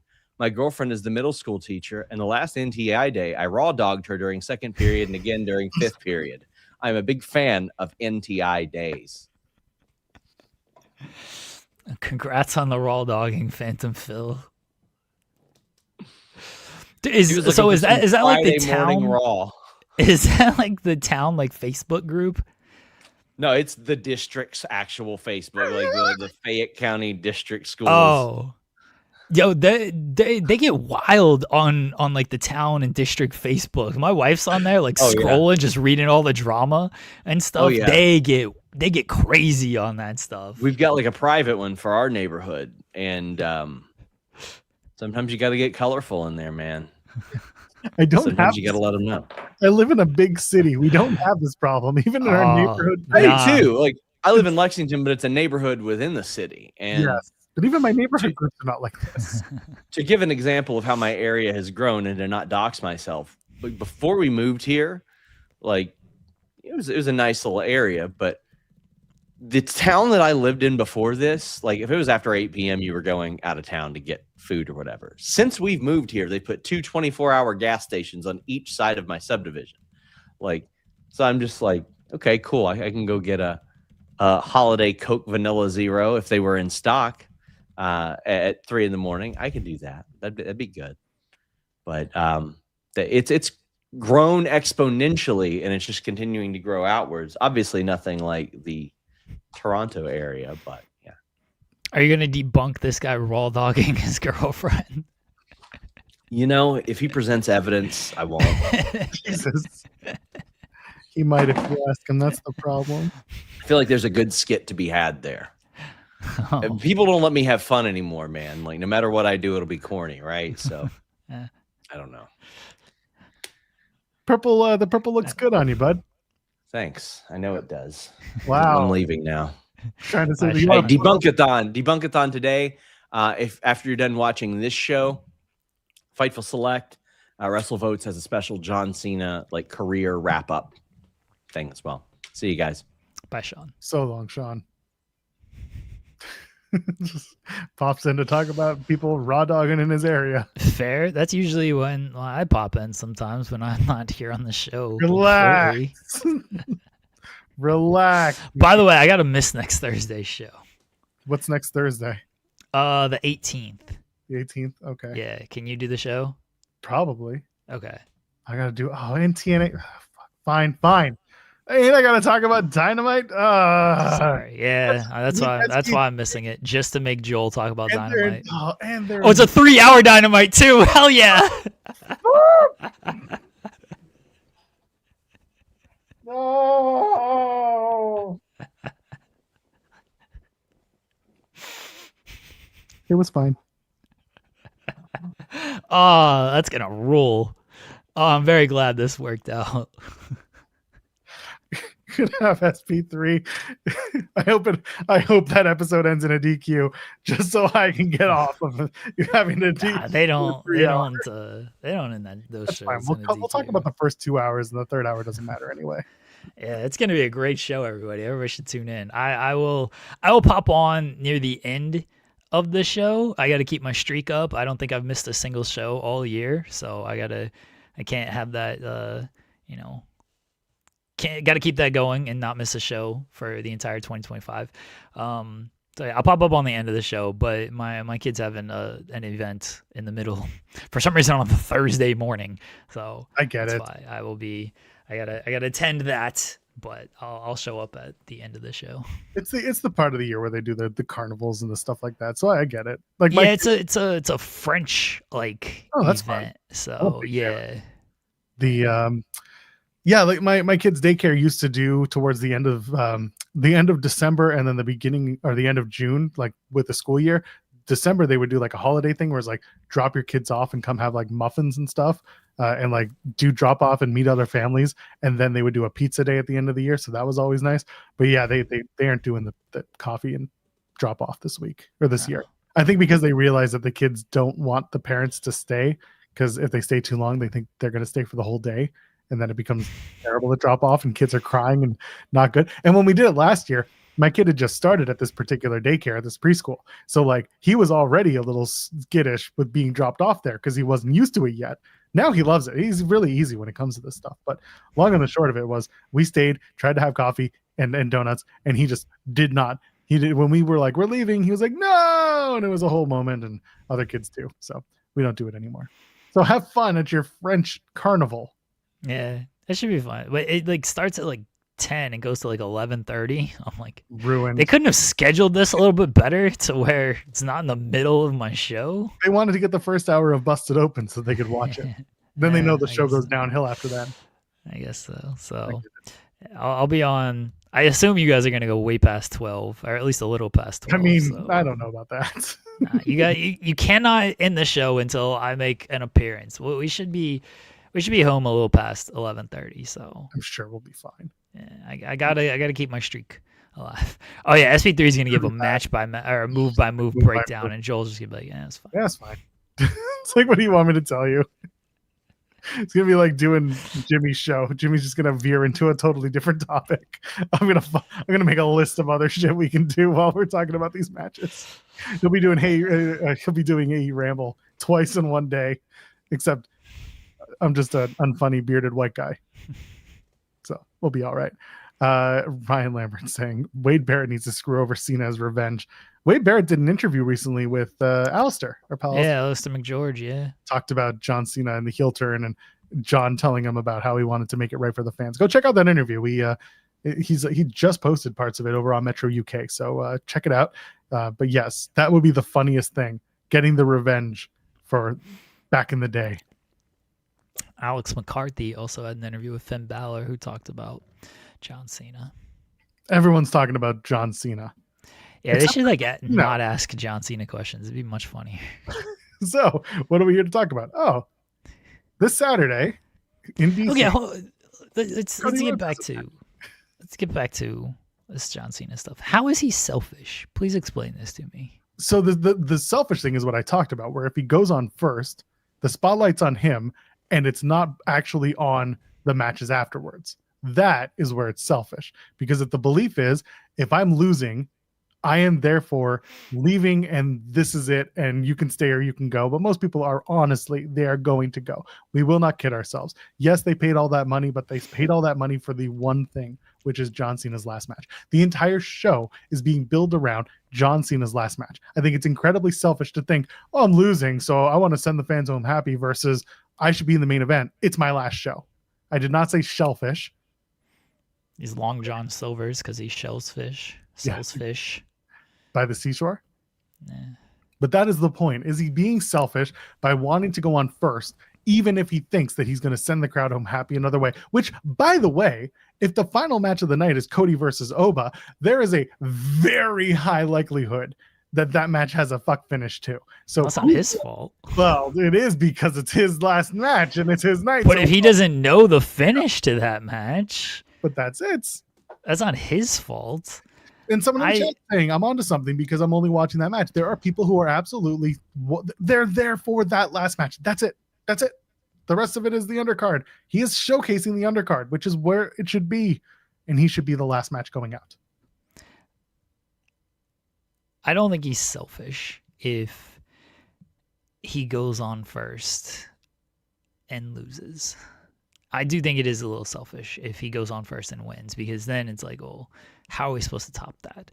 And like I said, like, if he's going to lose, I get his point of, all right, you're just going to have me lose. I lose.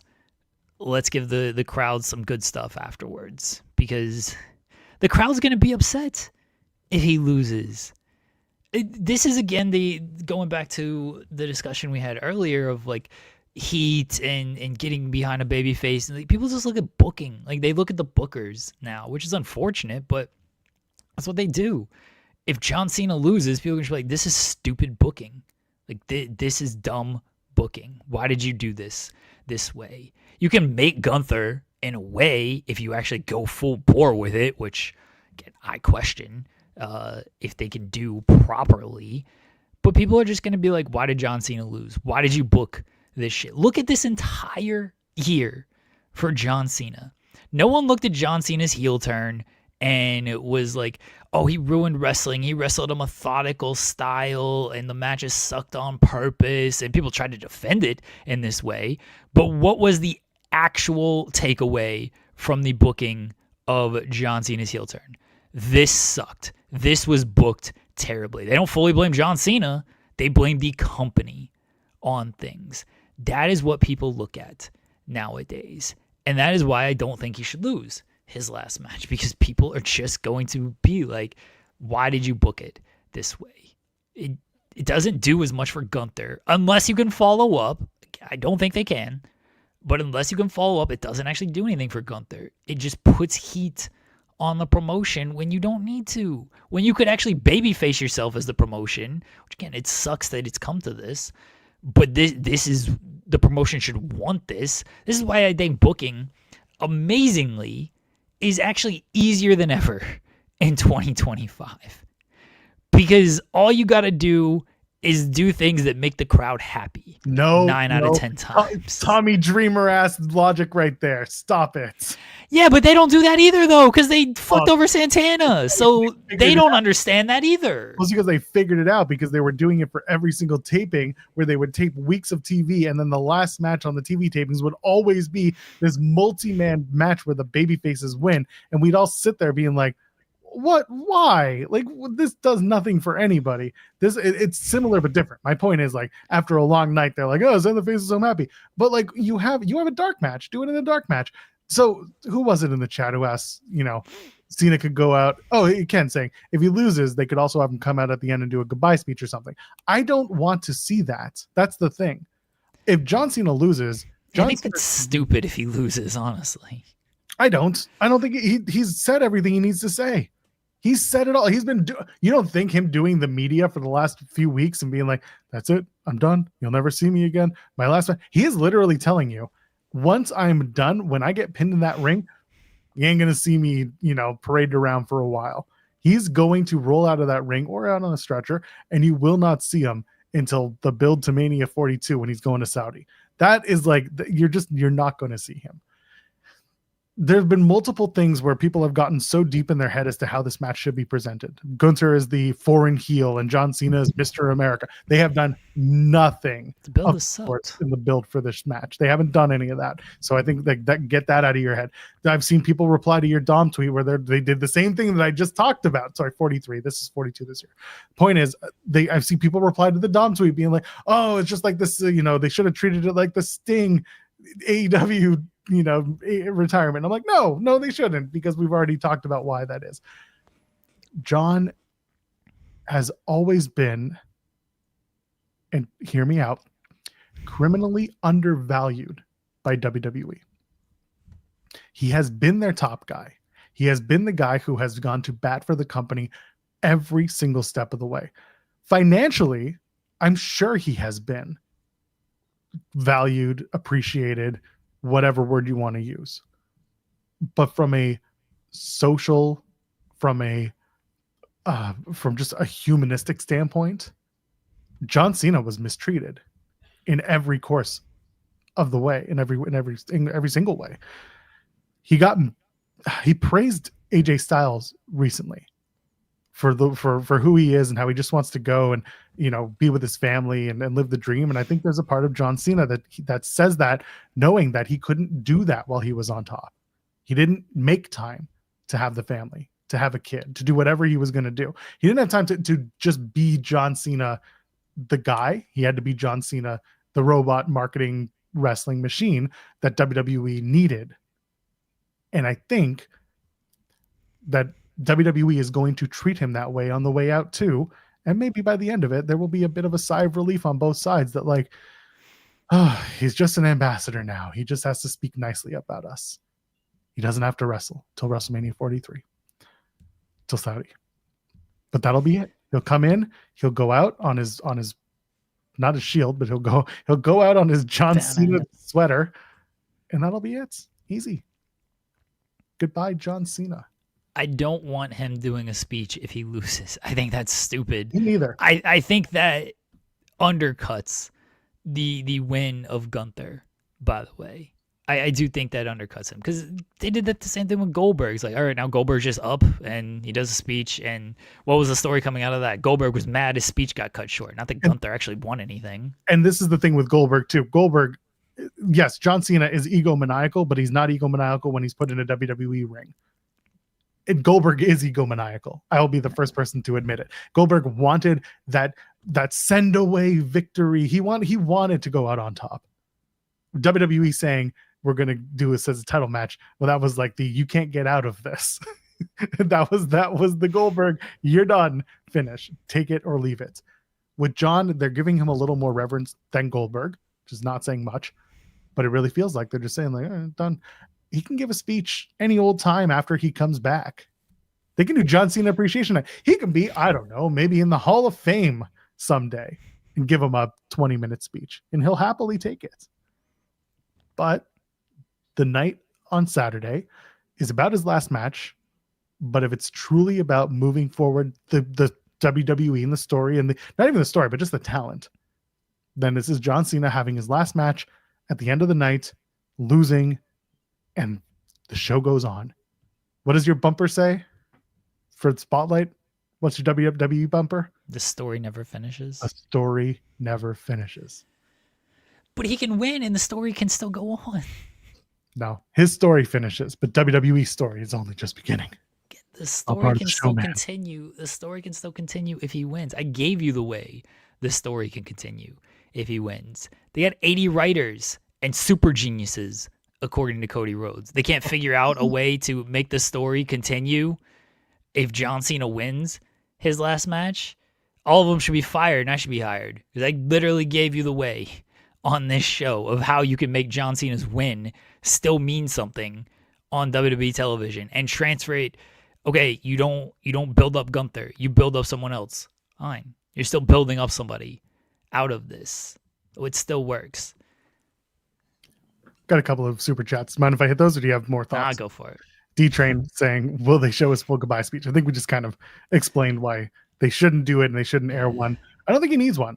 Honestly, you know what? Here, if you want a goodbye speech so badly, open the show with the goodbye speech. Set up the night. Say, welcome to my show. This is going to be a great night, the best night, whatever. Set it up, and I'll see you at the end of the night. Set it up like SNL, because John Cena seems to think that this is like an episode of SNL. He'll do the monologue. It'll be a big thing, and then they go on with the matches. Does that work for you? Opens with the goodbye speech? I don't need a goodbye speech if he loses. If he wins, fine. Dude, yeah. Do a goodbye speech. And then have Dom interrupt him and be like, get the hell out of here, old man. I beat you. And then Cena just sulks his way out of there. It's like, all right, you did beat me, Dom. Stop it. Or Randy Orton comes out in the middle of his goodbye speech and hits the RKO. And then that turns Randy Orton heel. There, now I've made Dom and I've made Randy Orton. And people are going to be like, oh, Randy Orton's Gunther's already made, you idiots. You've made new Randy Orton. It's like new Coke. Made a heel Randy Orton out here. Yeah, I've made two people in this booking. They're only going to make one, and they're not going to do it correctly. We'll see. Ken Bruno saying, let's be real. If Cena's gonna lose, it's because he's been too focused on his media training and not the in-ring kind. That should be the goodbye speech. John Cena, you've lost your last match. What do you think went wrong? Well, I spent a lot of time talking to you assholes out there in the media instead of focusing on Gunther. Hold on. Fully unhinged. Hold on. No. Hold on. Oh, no. I'll be John Cena in this scenario. All right. Ask me a question after I have lost. John, tough night tonight. You lost your final match against Gunther, who comes away with the victory. You're heading off into the sunset. What went wrong in this match, John? Well, the sunset rises every single morning, and much like all of us, that even though I may have lost tonight, tomorrow the sunset will rise, and we will all rise tomorrow. And one loss on one day does not define who we are as people. Tonight it wasn't my night, but tomorrow is a new sunset, a new day to be better, a new day to potentially pick up a victory. And if you lose tomorrow, that's okay as well, because we all get knocked down in life. We all have little losses in life. But the important thing to remember is that you can always bounce back from these losses. You can always pick up victories along the way. And as long as you have, in the end, more victories, more good moments in your life than losses, as long as you are around to see that sunset rise the next day, then I think we are all winners. Sorry, I was reading the subreddit I'm 14 and this is deep, and I found the exact answer you just gave. Couldn't believe it, but it's right there, first and foremost. Top all time, that was it. How dare you? That was all off the top of the head. I know, but John Cena is actually, you know how it's going to happen? He's going to come out there and he's going to start singing, "The sun will come out tomorrow." He's going to do a whole song and dance routine, and that's how John Cena announces his musical career. His musical film career, not that he hasn't cut an album before. That's how it's going to go. Sometimes we don't respect the entity, so the entity is able to overcome, and that's what happened. It's all part of the show, man. Paul Levesque is going to be out there to fucking raise John Cena. That's what I'm mainly worried about. That's what you're going to get. John Cena he's just going to like be on the stretcher, and Paul Levesque's going to come out there and raise John Cena's limp hand on the stretcher. Yeah, I'm mainly worried about he's gonna open the show. But like, are you guys excited for? I don't know why I went like British almost there. He is British. Paul Levesque is a British name. He wants to be Aussie so bad. Are you guys excited for John Cena's last match? You know, make some noise if you came to see John Cena here tonight. Yeah, John Cena. It's like let's get a "Thank you, Cena" chant going. Thank you, Cena. We're gonna have a great night for everybody. We're gonna showcase the NXT talent. He's gonna do the opening monologue out here, and then he's gonna come out at the end of the show as well. Did you guys enjoy the show? It was all part of the show, you know. Sorry that John Cena lost. He wanted to lose. He's gonna put all the heat on Cena. It's so funny. You had hold on, I'm just looking. Okay. The idea of the show and the length of the show too. I love that. I think it was Dave had put something out there like, "Oh, there's no hard out." Here it is from the Observer. Unlike Saturday night's main events in the past, in this run, which were just the 2-hour presentation, there's no hard out on the 2-hour mark. It can go as long as WWE wants. I'm going to tell everyone a secret. The last one was also exclusively on Peacock only, and it went over 2 hours by about 5 minutes. They didn't have a hard out then either. It's a 2-hour event, maybe 2:15. Yeah, I don't think it's going much over. It's not going to be a 4-hour. Yeah, it's not going to be the 4-hour John Cena farewell. It's very much. It's in and out. It's a 2.5-hour event, maybe a preliminary show, a preliminary match before the show goes live, a warm-up match, if you will. It's starting at 8, by the way, which is super annoying because I thought it started at 7. No, 8 o'clock, buddy. I see event start time 7:30 on Peacock. Okay, 8 o'clock is when the event starts. Okay, that's probably for DC events. They probably start at 7:30 because they're doing a warm-up match. And it's probably Peacock has it because of the pre-show or whatever. It's going to be 7. It's going to be 8 o'clock. I see 8 o'clock on WWE's website. I also see 7:30 for the pre-show. So there you go. Yeah, we're both right for different reasons. I'm right. So it starts at 8. There's a 2-hour pre-show for those that don't know, because sure.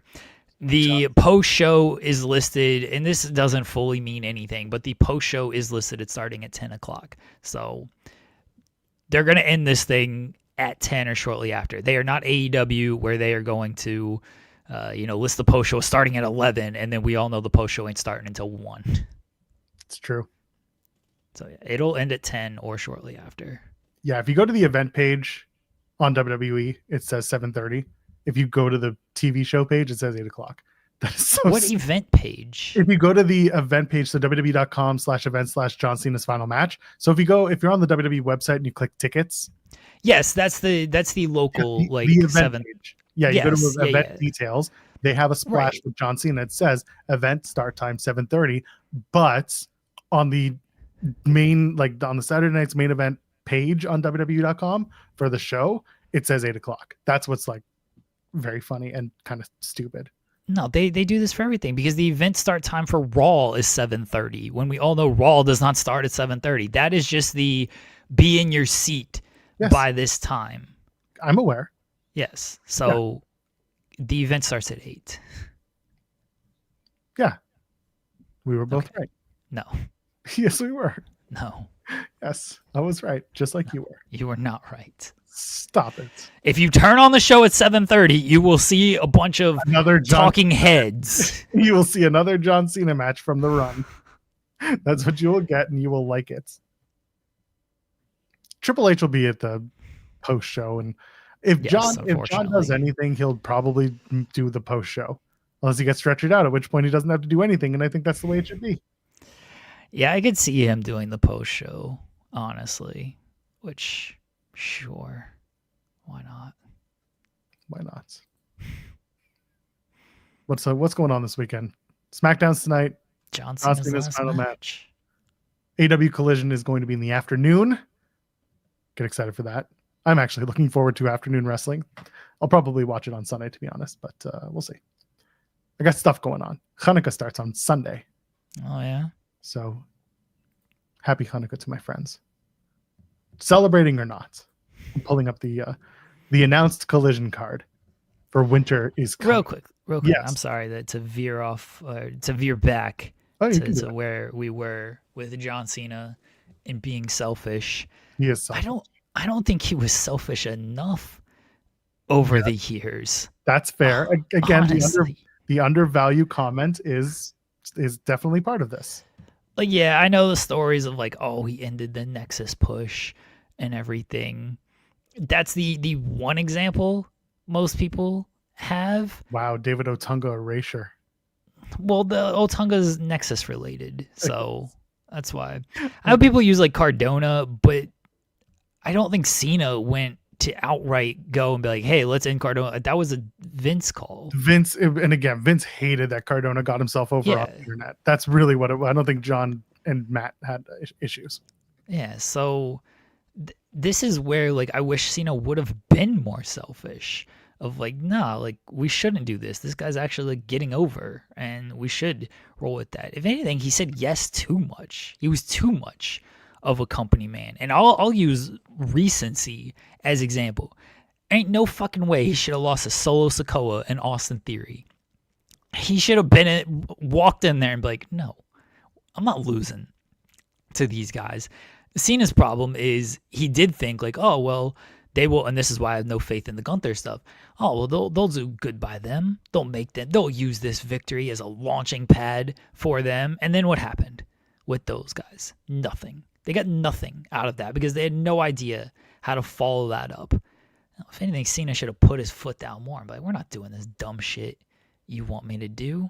Or we should be doing this. He said yes too much instead of using his influence of, I'm winning this match, or you know what, I actually think I should lose this match. Instead, he was just like, all right, you want me to win? Okay. I'll do the best with it. All right, you want me to? Okay. Politic more, everybody. Makes for better stories. Maybe the Entity told him to lose this match. The Entity. That's true. The Entity. His biggest rival. It is his biggest rival. We'll be hearing. That's what's gonna annoy me. That's what's gonna annoy me about Saturday. Is I saw somebody say, like, Cena probably wants to. Yeah, he probably does. And they'll probably, again, just go with that. And they probably want him to lose, too, because Triple H wants everybody to lose. He doesn't want anybody to get over but himself. Well, and so... Hold on. So, again, I'll go back to Sting. Sting wanted to lose, too. Yeah. That was the thing. Like, let's not forget that, like, in the history of wrestling... And Tony Khan rightfully said, no, we're not doing that. I get it. But in the history, I'm saying historically in wrestling, it is very well established that you go out on your back when you're done. You put over someone on the way out of the territory of your career, whatever it is, you make someone out of this. And I know you can talk about what is Gunther, what makes Gunther out of this.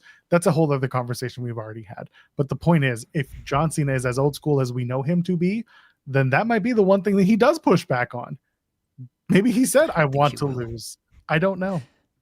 I don't think Triple H is going to have him win for the pushback to even be there. I do think it would be funny if if they basically were like, hey, yeah, we want you to win, just to see what John would say. Be like, wait, you want me to win? You don't think actually? No, John, we want you to win this match. Like, would he actually push back on that? Be like, okay, you want me to win? All right, that's what I'm gonna do then.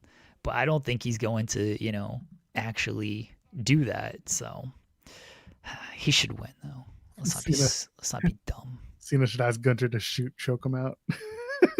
Cena would maybe do that. He would do it. He'd be like, "Office wants me to win. I want you to choke me out, and afterwards, just don't worry about it. I'll cover for you." Gunter's like, "Are you sure?"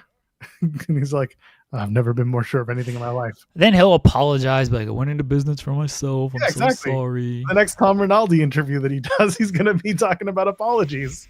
It'll be the John Cena apology media tour.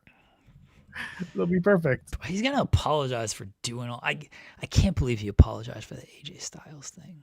It's like, went into business for myself. Who cares? No, everyone thought that was cool. Everyone was like, you know what, this is the coolest thing ever. And he's like, oh, I went into business for myself. That's why be selfish. So this is actually a really interesting, conversation in and of itself. I understand why he felt bad about it to a certain degree because of where John's been in the movie industry, right? That you don't break the script for no reason. The script is the script. It's been given to you by a director. You are a player in the show. He broke the show. He did something that was not supposed to be. He ad-libbed something that was not supposed to be ad-libbed. Granted, it was a successful ad-lib.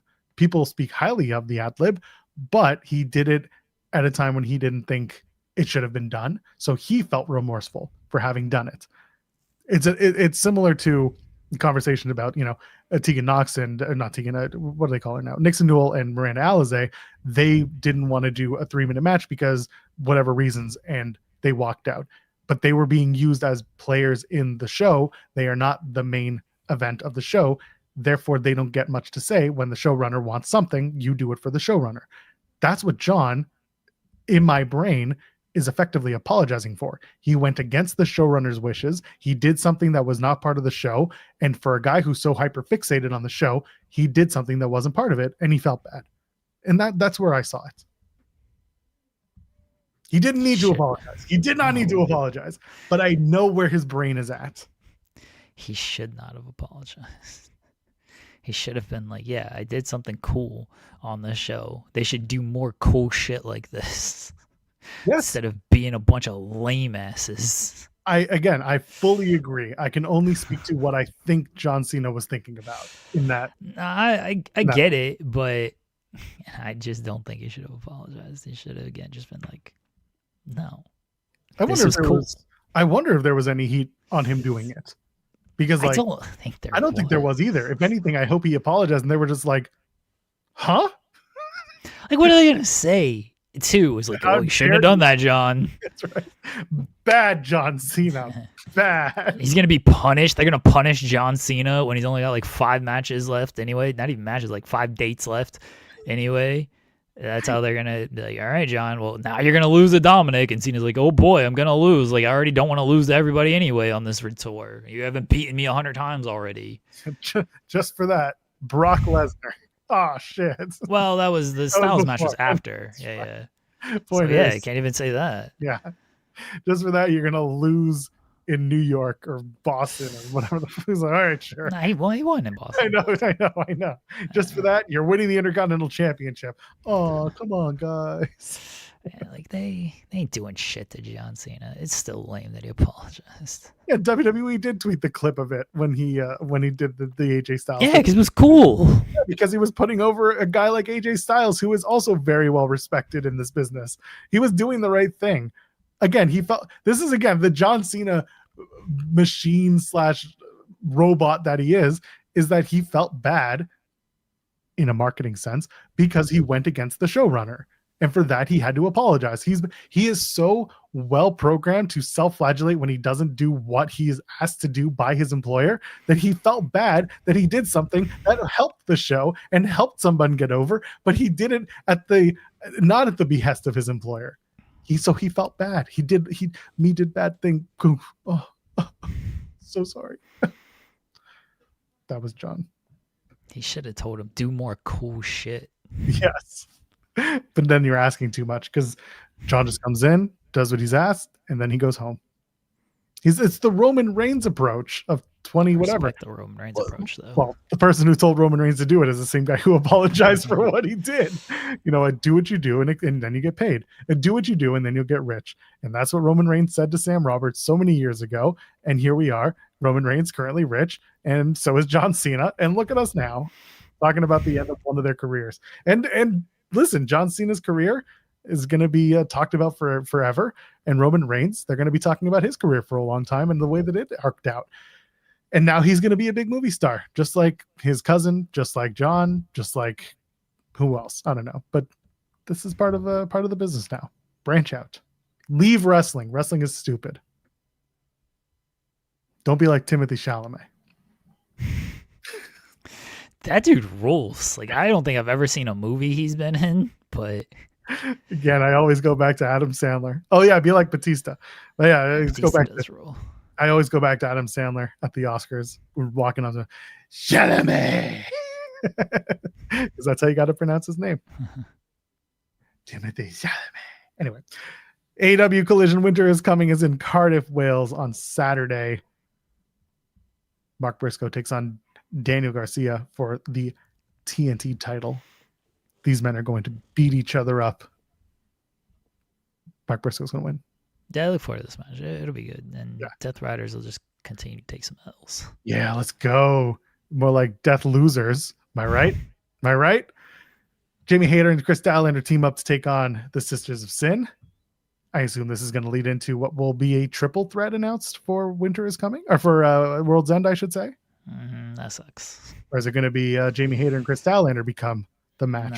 Nah, it should just be Stat and Thekla. I'm fine with that. And then do Jamie Hayter and Stat afterwards in the new year. Yeah, that's fine. Then hit a triple threat by the time we get to Revolution. Dude, it's gonna end with Stat and Hayter winning, and then they're gonna challenge for the women's tag team titles. Could be. Let's go.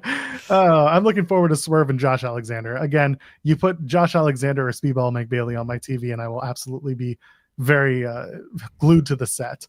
And when you do Swerve and Alexander, this is a fun match. Looking forward to this one too. Yeah, that'd be good. And finally announced right now for the Continental Classic in the Blue League, two men who are champions of brands that they do not work for are going to vault. That they're not actively working for while on the show will be facing off. The CMLL World Heavyweight Champion Claudio Castagnoli takes on the IWGP World Heavyweight Champion Konosuke Takeshita.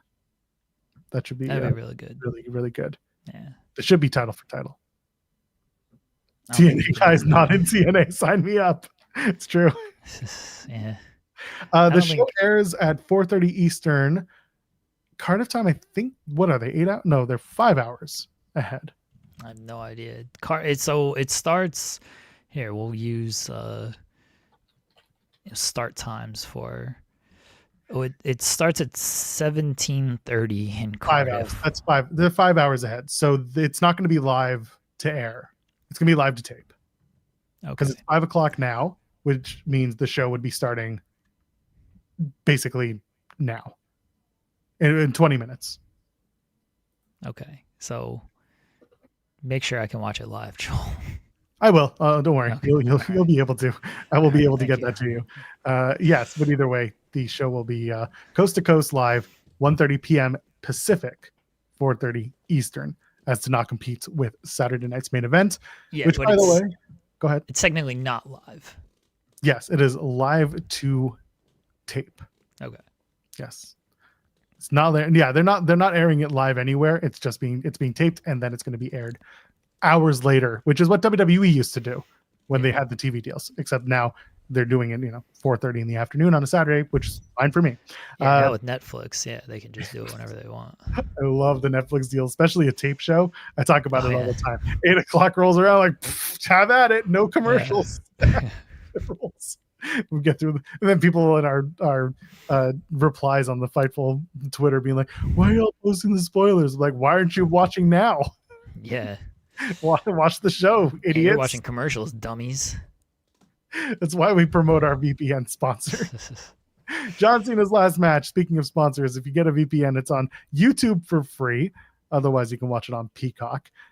The main event, of course, John Cena versus Gunther. Cena's retirement maybe the match. main event. Maybe the main event. Might be the first match. Who knows? I assume we'll see. Cody Rhodes versus Obafemi, champion versus champion. No, the titles are not on the line in this case, but Cody and Oba should be a fun one. I fully expect Drew McIntyre to get involved unless they do something tonight on SmackDown to negate that story beat. They should. I'm very scared that they're gonna do some screwy finish here. Just have Oba win. Take a risk for once in your life. Asking too much. Can't believe you're doing that. I know. Cody Rhodes going to come out with that guile. All right, then I would want Cody to win. It'd be very funny if he did. He might. I mean, they just did it. So who knows if there'll be any integration from that. Bayley and Sol Ruka. This is a match where I fully expect Sol Ruka to go over. Bayley's more than okay putting over young talent. You want to talk about people who put over young talent?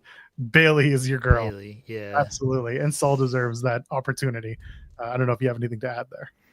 It should be really good, and yeah, I expect Sol to win because Bayley's they're comfortable beating Bayley. Yeah, exactly. AJ Styles and Dragon Lee are teaming up to take on Javon Evans and Leon Slater. Did we ever get confirmation about the tag team title stuff? I know it was on .com, but it's .com, so do we know? I think we haven't got anything other than... It depends on if you want to believe .com or not, because I do not know. Like, it's not like part of the graphic. I know everybody's got their title. Like, they say, for the titles. It's gone. I'm looking at it. Okay. It says, at Saturday night's main event, World Tag Team Champions AJ Styles and Dragon Lee will battle two of the hottest prospects in NXT, the explosive Javon Evans and TNA X Division champion Leon Slater. Don't miss out on all the action, blah, blah, blah, blah, blah. So that's gone. So it's not out it's out. Yeah. So we can probably... Breaking news, it's out. It's not for the tag titles. It is just a match. There, we've settled it. WWE.com's so funny. They just do whatever the hell they want. I don't know if you saw this, but someone who writes for McAfee's show posted a whole thing about what he expects of John Cena's last match. And one of the last things that he posted is the stupid theory about The Rock coming out at the end. the final boss, I own your soul thing. And I was like, that made it past .com? And I was like, WWE.com doesn't care. .com, they don't care. It's buried on the website. Yeah. I actually think it would be hilarious if The Rock comes out after all this. This is what he shows up for. I think Travis Scott should be there as well. And then, so it's The Rock and Travis Scott come out, and then The Rock is like, no, I still own your soul, and you got to do one more match against the guy who is the only reason that you won 17 world championships. And then we go, Fiend, Fiend, Fiend, Fiend, Fiend, and the crowd is so excited to see Travis Scott. And then we get John Cena and Travis Scott at WrestleMania 42. Run it back in Vegas. If we're running everything else back, why not? They can do a proper build to John Cena's last match instead of this bullshit tournament. It's okay. When it comes to wrestling, we know that Travis Scott is a flight risk. The article is called What to Watch in John Cena's Final Match Against Gunther at Saturday Night's Main Event. It's like, there's like, I'm not going to read the whole thing, but it says like setting the stage, what I hope happens, what has happened, what will happen, what should happen, and what will be shocking. And the what would be shocking is, but ... what if this wasn't in fact Cena's last match? All the press he's been doing, hammering home that this is it for him. It's just a ploy to make the reveal as shocking as the turn to the dark side 10 months ago. What if it comes full circle from Elimination Chamber? The Rock returns and informs Cena that he wants his soul now, and as final boss, this will be settled at WrestleMania 42, a rubber match at WrestleMania that is 13 years in the making. Could you imagine? No, I can't. Stop, Mark Caboli. Stop trying to do it. They wasted a lot of words on all that shit. Don't worry, there's a lot of words wasted in this entire contribution. I still hope The Rock shows up, and then we get Billy Gunn being shown up with Roll too. Yeah. Then we get Travis Scott. SmackDown's tonight from Wilkes-Barre, Pennsylvania, the Mohegan Arena, Casey Plaza. That's a very interesting name for anyway. Damian Priest and Rhea Ripley reunite. The Terror Twins take on Aleister Black and Zelina Vega. Sure, Aleister Black, who thinks he should be the world champion. He's deserved it in some way.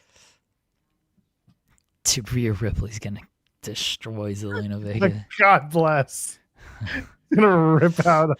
I say Alistair might pin Damien. Ain't no chance in hell Zelina's pinning Rhea. So I think Rhea and Damien will win. Where's Alexa Bliss Gamer? Are you here? I'd say his name and he will Say appear. your name and he'll appear. Alexa Bliss takes on Lash Legend. This is a match that is going to be so funny. Oh, I can't wait for this. This match is going to rule. Well, what's really great about this is Alexa Bliss, who is like 5 feet of fury as they call her. She's like positioned as the 7'4" giant woman when she wrestles, but she's so small. Meanwhile, Lash Legend is like, she a powerful badass. She is much bigger than Alexa Bliss. I'm very curious as to how they position this match, how they play it out. The way they're going to play it out is Lash Legend is going to fucking boot her and forearm her, and Alexa, she's going to bump whether she wants to or not. Charlotte's going to get involved so fast. You know this. I really am looking forward to this match because I love Lash Legend. I love throw a good forearm, throw a good kick, and I'm all in on you. And Alexa is like the person to do it to because she's one of the smaller women on the roster. So it's going to look really good. So hell yeah, I can't wait for this match. This is going to be my match of the year right here. You're going to beat the shit out of each other. U.S. Championships on the line. Ilya Dragunov. It's no challenge of the week. The challenger is Tommaso Ciampa. It is happening, allegedly. Unless Ciampa gets taken out in the back somehow. Carmelo Hayes is going to get involved. Carmelo gets involved. Either way, those are the 3 matches announced for tonight. You probably have a clean finish, but even if they don't, we have 2 other shows that we can talk about come Monday. Yeah, unless they do a DQ in Cena's last match. That would be the ultimate rib on me, honestly. That'd be so good. Well, no, because if Cena goes on first and then it's Cody at the end, but Drew gets involved, then there you go. There's your out. You don't get to talk about Cena's last match. And it's all Cody's fault. Alexa should spear jackhammer pin. Oh gosh. Anyway. All right. What was your moment of Thursday, Joel? Dog collar match. Danny Luna, Indy Hartwell. There's nothing. That is it. That was a hell of a match. I got to put it over again. That's my moment of Thursday easily. I'm going Lexus King beating Matt Cardona. Fresh off his loss to Shiloh Hill on Tuesday. Yeah. Leader and then Santino replacing Matt Cardona. It's all Lexus King's fault. Rules. All right. Results of our poll question. Let's see how many of you are correct and how many of you are idiots. And should John Cena win his last match? 45% of you are idiots, saying no. 55% of you are correct, saying yes. Thank you, everybody, for voting on our poll question. Wow, running off our chat so early in the day. They already know how I feel about them and this poll question. I set that up from the very beginning. If they were going to vote no, that he should not win his last match, then I was going to call him an idiot because they are. Oh, John Cena's on Pat McAfee's show and he's wearing his gear. I gotta listen to the gear. Okay. Oh, he's wearing his wrestling gear, so you know it's going to be a real. I'm about to listen to this. I'm excited. God bless. I think he might give like decent answers to McAfee. You know what McAfee has to do? Get John Cena drunk. Okay, that would rule. That would probably work. That would rule actually. Anyway. Okay. What did we accomplish today, Joel? Not all retirements are the same. Not all tweets are real. Street Fighter is going to be a fun movie. And when John Cena apologizes, you know it's for a good reason. Good luck, John Cena. God bless. I think the biggest thing we accomplished is John Cena is not a fish marketer because he is not selfish. I'll let that hang for a while. Suck. Oh, God. All right. It is Friday. It is time for the weekly tradition. And it's not, unfortunately, it's not the weekly tradition because that would have been too easy. Instead, They should sponsor us. they should. I hear they drink. Cody needs to do a better, a better marketing. Said we're good at drinking neatly. He's got Timothy Chalamet on his show. What do you want from his life? Yeah, but he needs to, he needs to bring it. Like this man brings it. Mana, the final boss. And here we go. This is how good. The final. God damn, that's good shit. And here we go.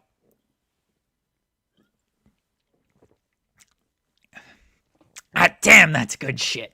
He'll be at Saturday night's main event to face off against John Cena one last time. Set up the stage. WrestleMania 42 in Vegas. Run it back. Just like the Usos. They're gonna run it back one last time. Thank you. Good? You all right? Oh man, it gets stronger and stronger, I swear. I don't know what it is, but it hits. Like this shit hits, man. Yeah, The Rock can make a tequila. He can't book. I mean, I love when he books wrestling. The fucking rules. But he can make a tequila. He's out there fermenting everything. Somebody brought up the Rock thing on the Wednesday show with Sean. And I told people, I was like, you want to know what The Rock was doing going into WrestleMania after the whole, just what The Rock's plan was? Go back and watch his NXT appearance. That's all you need to know about what The Rock was doing in 2025. I hope The Rock shows up tomorrow and he doesn't do storyline bullshit because who could possibly care? He does what he did, like at NXT or Raw on Netflix, where he just dropped everything. He comes out like, John, you had a great career. Mana, let's toast to the Mana. And just him and Cena getting drunk as hell. And then the post show is them sharing the stories, brother. No, you want some real synergy. They have that whole bottle of Mana, and then they get into their new Dodge Ram trucks and they drive off into the sunset. There you go. It's they do have the do not drink and drive. No. The Rock will drink and drive though. We've seen this. It's out there. The Rock's responsible. The Rock ain't getting drunk off one shot out here. That's a big dude. He needs a little bit more. All he's eating there is broccoli and chicken. You can get drunk pretty quick when that's all your diet consists of. Maybe some rice. Nothing's really. Have some Chinese food tonight. That sounds good. Oh, that's a good idea. We're having fish. Ugh. My kid. Are you a fish marketer, Joel? Are you selfish? Yes, I am. Although we don't eat. Are you a gay fish? That's what I was waiting for. Are you having fish sticks? Do you like fish sticks, though, Joel? It wouldn't be our show without a South Park reference. All right. Anything to plug before we get out of here? Never. No, absolutely not. Coexisting with Rob and Maggie's on at 3, and I think they're doing a John Cena wrap up. I will be on the post show tomorrow. Singing John Cena's theme song in my sweater, not the next man's sweater, because I, like John Cena, will never be caught in the next man's sweater. You're not doing the post show though. You're just hell no. That's way too much work. I'm just showing up, hitting my high spot, and leaving. Yeah, you got to do the Triple H press conference afterwards, or the post show. Yeah, you don't do press conferences anymore. They ain't gonna say anything during that, but yeah, I ain't doing the full post show. No, I'm rapping and getting out. Perfect. We're going to get out of here. We're back on Monday, 10 a.m. Eastern. You know what to do. Go check out Rob and Maggie this afternoon if you're watching live or after the fact. They got the VOD up too. And you can leave a thumbs up on the way out. Go say goodbye to John Cena or don't. I don't care. Enjoy your weekend anyway. Ladies, gentlemen, friends beyond the binary. We'll see you in the next one. Cheers.